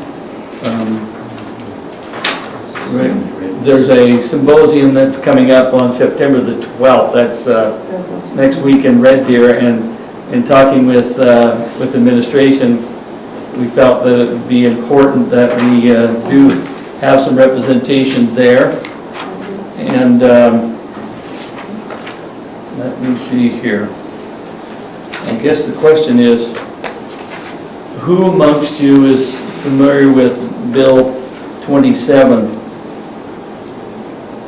I know that Councillor Peavoy, you're on that committee. Yep. And so the question was, who's important enough with that to attend and to express our town's concerns and views and to participate and report back to council? Marian is going to. So we could have up to 2 council members attend that. And Councillor Peavoy, I suggested that probably that you or Councillor Edmonds attend that. And if you're up to it, that would be good. How do you feel about that, Councillor Edmonds? Depends on, do we have a meeting on September the 11th? Yes, there was a notice that came out last week, right? You're talking MPC? MPC Yeah. meeting on the Yes. 11th, yes. At least 2. I was thinking of the hospital, Alberta Health. Oh, is that, yes, that's the 11th, the you're 11th. right. So you already have that hospital meeting on the 11th, yeah. Okay. You okay with Councillor Peavoy attending this meeting in Red Deer? Are you able to go? I believe I am, Councillor? yeah. That shouldn't be a Is problem. there anyone else? Mayor, would you like to attend that? Are you available? I think I can make myself available. What I really think is important, remember we sent a letter regarding the importance of having new map done. Yeah. I really want them to hear that loud and clear. Yeah. You can't carry on doing business as usual. It's impossible. Yeah. Or it's going to bring it up. It's impossible. So I wouldn't mind coming if that would add a voice to the message. Well, I think that'd be great. So, Councillor Bengry? Orsk is bringing that mapping forward at that meeting. Well, Then that'd be We were good. informed of that. I'm glad they're sending it forward, but since we were the one that initiated the story of the mapping Yeah. from a very important local issue, Yeah. I think it's important the municipality voice be there. Okay, so somebody prepared to make that recommendation that Marian and Councillor Peavoy and Mayor Kronen attend that meeting? I'll make that recommendation, Mr. Chairman, that Councillor Peavoy and Marian and the mayor attend that meeting and represent our community and our concerns at the floodway development regulation. Now, will they go up the night before, Councillor? Pardon? Will they go up the night before? They'd have to go up the day before and stay up there. 9 a.m., yeah. How long does it take to get to Red Deer? About 4? It's 4.5 hours. 4.5. I don't want to be driving up there at 4 Well, o'clock in the morning. About 3 hours. That's something that Councillor Barfuss loves to do, but not the rest of us. Okay, so we have that recommendation, all in favor? And we will try to carpool to cut down the cost. Yeah, so then Marian, then you can maybe get, I don't know, is it Cammy that makes those? I'll get it. You'll get it taken care of for the room up there? Okay, that's wonderful, thank you. Appreciate you being prepared to go over that. Room and board. Okay. Okay, we're down to number 8. How are we doing? We're doing pretty good with time here. So, Jen just went to get something. we're gonna have supper, did you say? Give me Okay, the line. all right. When do we anticipate that then, before we move on here? Probably by the time we go in camera, he'll be Okay. back with it. All right, so, number 8. Under other, Councillor Creed has a question that he wants to ask. Plan report, which is A. Oh, that's right, too, yeah, the strategic plan report, right. We want to have, that's right. That's what we want to do. Marian, are you? Just if there's any questions, over the summer with just different things going on, we've tried to progress, but probably haven't been as focused on some of this as we have been in the past. But our short-term priorities, strategies seem to be moving along fairly well. Obviously, some of those are going to go into year 2 and 3 of your term as well, but I think from what I'm reading here and from what our staff is accomplishing, that they're moving forward fairly well. Okay. Thank you. Question, Councillor Peavoy? Yeah, the only question I had on there, just in the short term, the only item that doesn't have comments yet is Randy's effort for planting fruit-bearing trees.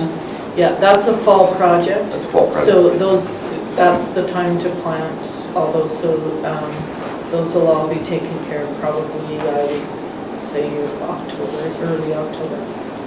But I was just going to follow up on, is that, something you were working with him on with your... We will definitely be in touch with him on that. From the community side. Yeah. Great.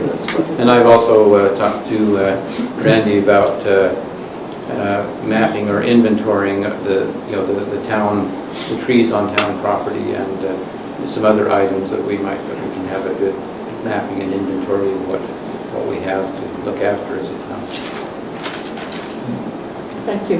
Yeah, I have a question on the economic development addressing vagrancy, safety, and security. Is there any meeting yet set up with Horton and the...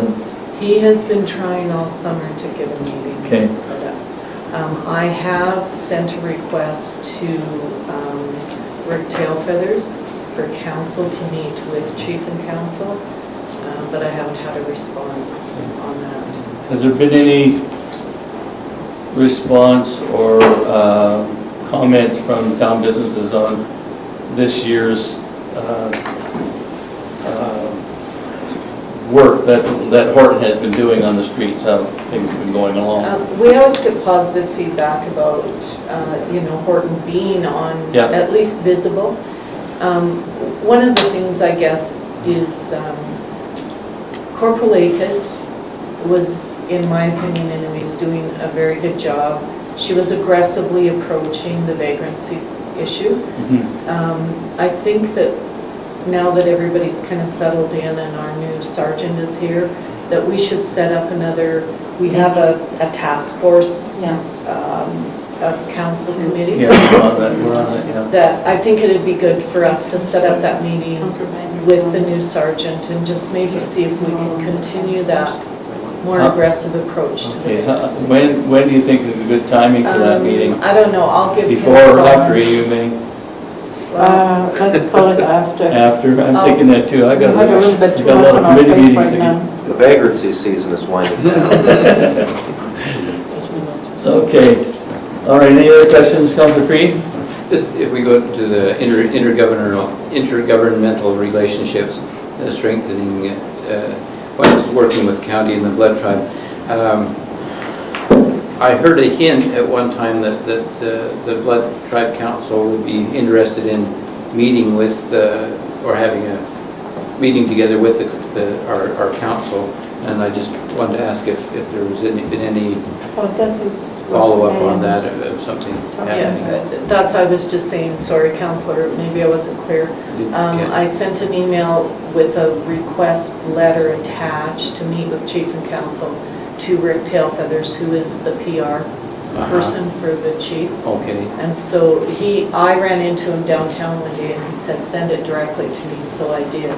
But I haven't had a response. Oh, okay, that was dealing with the whole issue then, as well correct. as vagrants, Yeah. That's okay. Councillor Bengry, then Councillor Peavoy. Mr. Chairman, I want to come back to what Councillor Creed said, that you'd ask Mr. Russell to do a mapping or a planning or something like that. Go ahead. Hopefully our administration is aware of your request, Mr. Russell? Okay. Well, let me just explain that in our communities in Bloom, judging and reports, it was recommended that we have an inventory of our urban forest, of our town trees. They were actually impressed with what we're doing and the way we're doing things. That's one thing that we haven't done, and basically it was asking if we could help him, assist him in doing that. And I guess at the same time, what was brought up was that he has a knowledge of particularly where sprinkler heads are in the parks and things like that. At the time when he leaves, nobody will know that, and so it was suggested that maybe we could work with him on mapping these things. So, Well, I'm just suggesting that Mr. Russell has probably got a lot on his plate, and I think that our administration needs to be aware of, him being asked to do other things. okay, well, You're aware of that, Councillor. we're actually more volunteering, and this will probably be discussed at our committee's blue meeting, and I can follow through with the administration on what we can do. And Yeah. Mayor Kronen, you have a comment? If I could add to that words of information, we're going to have a report regarding the communities in bloom, just about coming up pretty soon. And so I really think once we have the report, that is something that we'll be able to share with administration and with Parks and Recs, and be able to discuss it since Randy sits with Park and Rec. right. And I think from there on, we could be able to do it in a proper fashion. Okay. Did you have a comment, Marian? Okay. All right. Okay, so moving on to, I guess it'd be 8B. Councillor Creed, you Okay. wanted to talk about the Right, just a question. state service. And this comes up regularly, that the town has needs for service, and I've often said that, we ought to have a list of possible service projects that when scouts or other groups are looking for a service project, to make them to give them recommendations of things where they can improve the community. And I know the West Stake, and I don't know if the Cardston Stake is planning a service day, but the Cardston West Stake is planning for September 13th, a community service day, and every ward will participate.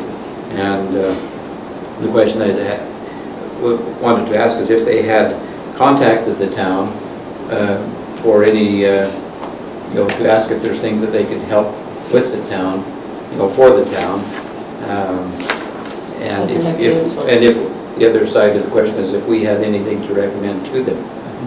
So, Marian? We have not been Never. contacted. you have not made contact with them. Who would be the contact, Councillor Creed? I would imagine this is directed through the state presidency, so I would imagine that we would, or a member, one of the members of the state high council, that we could, if we had some things that we can think of, or the administration can think of, or the council can think of, that we would like to see, a volunteer group work on, that we can contact. Wouldn't that go through Joe Polson, the executive secretary? Probably, he'd probably be the contact person. Contact. Well, if you could provide the contact to administration, maybe there could be some kind of Get together. I know. discussion regarding I'll that. call Joe and see if there's... Okay. Yeah. Do we have any particular needs that you know? I think that if they we talk could together, use? they could. Yeah, I can't think of anything just off the top of my head, except maybe to plant some trees. Yeah, So- why not? And And that might be even something But to, we'll discuss it. yeah, I mean, I know Carol Summerfeld would probably like some help with the Sunset Park. There's always a need there, but I've heard from a couple concerned people who maybe just don't understand, but they're getting a little nervous about all those trees that build up against the bridges. They're thinking maybe that should be cleared. Well, are you talking in the creek? In the creek. Yeah, we've already We have a addressed plan. Is that a Department of Environment Because you issue? gotta have permission to get those out. Oh, yeah. Yeah. So we've already had that discussion. There's already some Willows fish that are breeding growing, under though, there. we want them to stay. They go quick, those fish. For example, on some buildings in town, I don't know, there's maybe still graffiti that needs to be removed. That could be possibly an area of support we could address. And we have to talk to the building owners. We'll Yeah, we'll right. brainstorm on some things and I think we'll if get they hold can of come together. Joe Paulson. Just to make sure liabilities issues are not involved, you know. Okay. Good. No Thank you further for comment? bringing that up. We'll move on here to our correspondence. So you have the correspondence there before you, the Cardston Egg Society. They're not going to be able to continue on with their horse expo there. I thought that. Can you explain? Yeah, what's the going main on thing there, is Councillor? that they had a featured speaker that was going to come out and do a whole thing, and unfortunately, the dates didn't work for him, so he had to decline. They didn't have enough time to put together anything comparable, so Yeah. they just thought, we'll hold off, maybe do it next year, so. Okay. Okay. So they've returned the money already. We have that money, Yes, the we have. $3,000. Yeah, we have. We've got that back. Sorry, Okay. I was gone, I didn't know if you got the check. They sent the letter with the check. Okay, And where will that so, be put? Well, if I might, Mr. Yeah, Chairman. go ahead, We Jeff. took the money from our Opportunities Initiative funding, we just put it back there. Okay. to be used for the date. Yeah, if someone else comes forward, we'll roll it forward to next year to fund the same account. Yeah. Okay. All right, so on the next item here, Alberta Transportation, we received a letter regarding the safe pedestrian crossings along Highway number 2. We were discussing that in council, so they've acknowledged that, and they basically said that highway safety is a top priority, and so they're going to be contacting us. Correct? Did you want to mention Well, they'll something just about it? contact administration and we'll work through it. Then we'll work through that. Okay. Any comments on that? No, I think it was nice to Okay. receive a reply. Yeah, absolutely. Yeah, that's right. Okay, and this is an exciting piece of information on the gas tax fund. Jeff, do you want to mention anything on that? Explain what the deal is there? Just simply letting us know we received approval for the 4th Avenue project we applied for, which is great because we just finished it. So, Okay. we're Did pretty we happy already to approve the anticipate receiving that money, or is Yeah, that? Yeah. It's fairly standard, you'll see this all the time. We Yeah. do projects long before we get So we got it approved for $100,759. Mr. Chairman, along with that 4th Avenue, when is that going to be receive hardtop? So last Thursday, Tallstrip said they were 2 weeks behind. So they were supposed to be here last So it Thursday. will be done this fall. Oh, yeah, yeah. Now, That's how why we're about prepping 4th Avenue across in the school area? Yes, also all to the be way to done. 9. Yeah, all the way to 9. All the way to 9th? Yeah. Yeah. Thank you. It's going to Now, we may, depending on how it holds up, we may have to put a second lift on next year, but because that's such a heavy route, Right. we want to make sure that we've got paved done on next year. this year. And we're not going to have any speed bumps like on 3rd Avenue?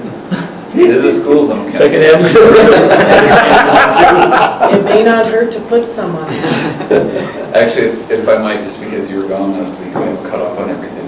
I can tell you, we will just be doing one lift from 5th to 9th this year. When we were prepping for the north side of 7th to 9th, the ground wasn't appropriate there. So we had to spend some additional money to core all that out and bring in pit run and gravel.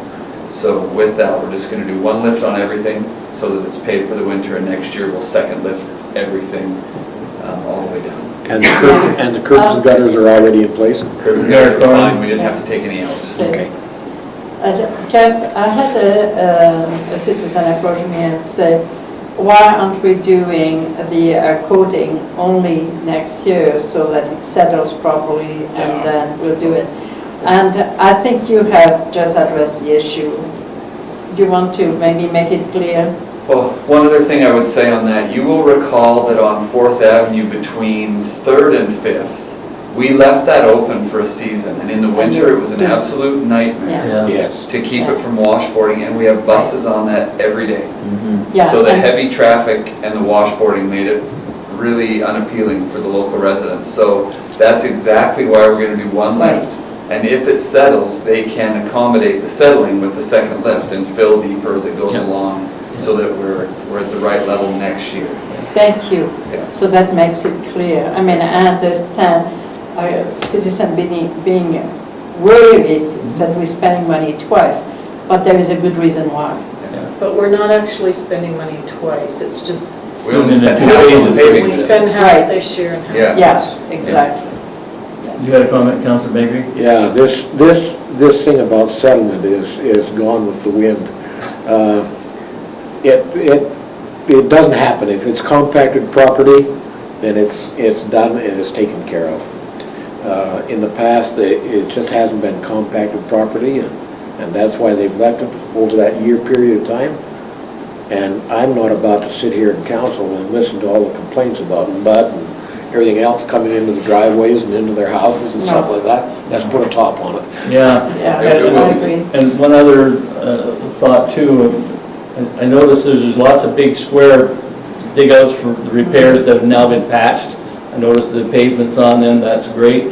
There's some spots now up on 3rd Avenue East going towards the old feedlot up there. There was a spot right there Yeah. by some of those houses on the south side that was really full of potholes. It was bad news.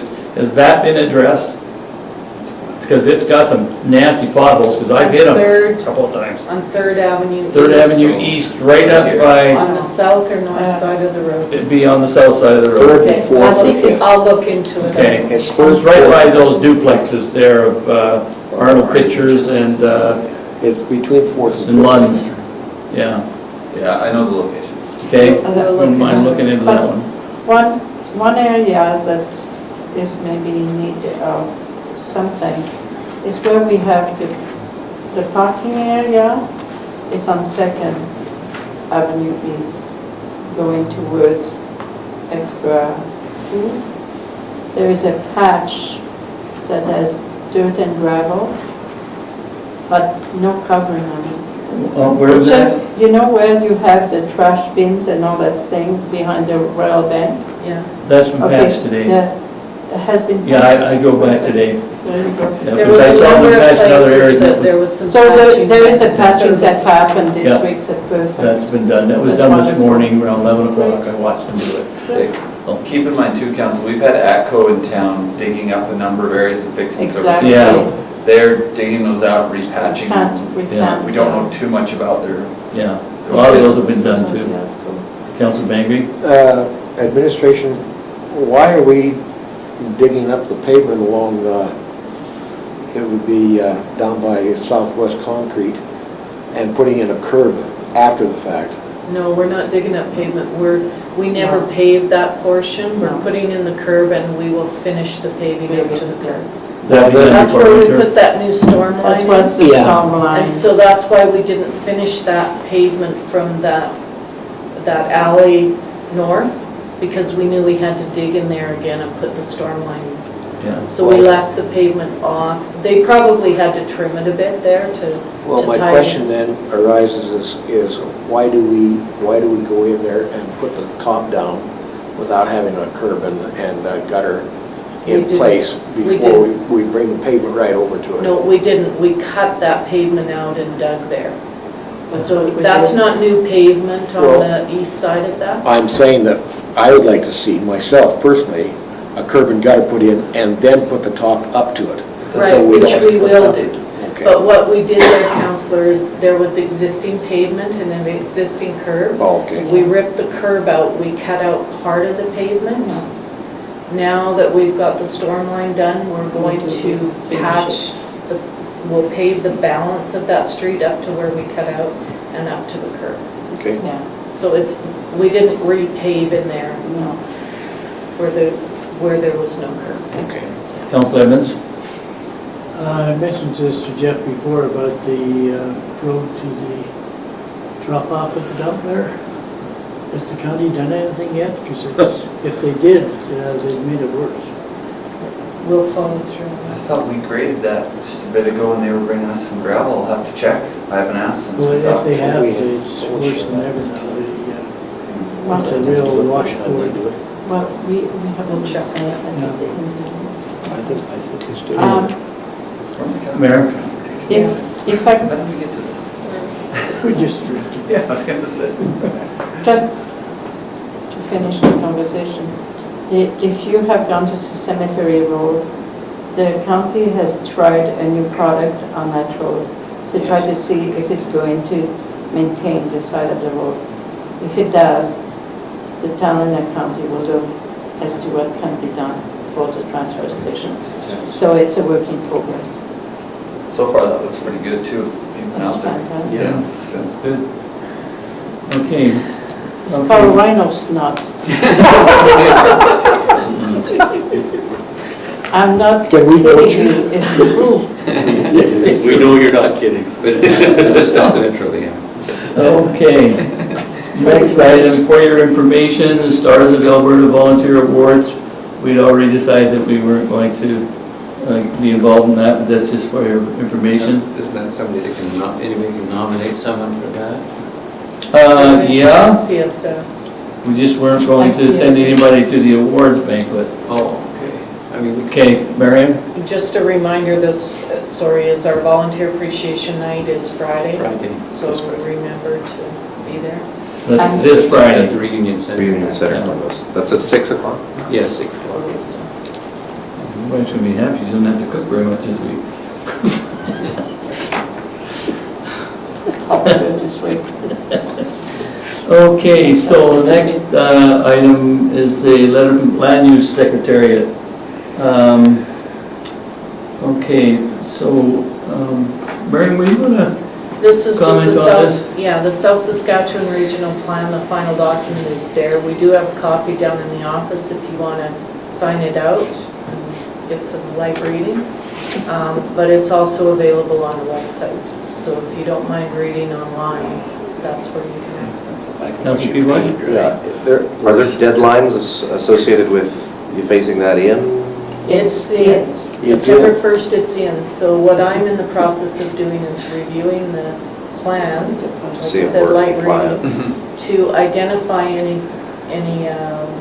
Change planning policies. documents that we may have that need to be adjusted to the plan.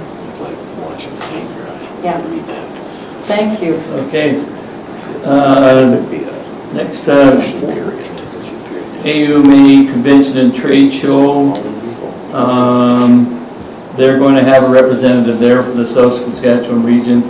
They said if we want to just talk with them, we could book an appointment and From meet with Alberta them. Environment. Pardon me? Sorry, Mr. Chairman, from Alberta Environment, not from South. Right. Oh, okay, Alberta Environment and Sustainable Resource Development, okay. Right, okay, pardon me. Okay, so, but why did it say on behalf of the South, oh, that's just the South Saskatchewan region, Yeah, it's not that's this, right. not this other thing, okay, good. So are we interested at all in meeting with anybody there? It's just the staff, it's not the minister, but right now. We're scheduling we don't 30-minute sessions. We don't have any issues with Alberta Environment Okay. at this point, that. What about removing stumps from the bridges? We need to get the That's okays just an ourselves. application process. Technical problem. Okay. All right then. Okay, I guess then, I think that's everything we have before we need to go in camera. So I guess we're looking for a, I will move that we go into camera. With another motion for a recess before then. Is that okay? Piggyback that? Have something to eat then? Yeah. All right, all in favor? All right. We'll do that.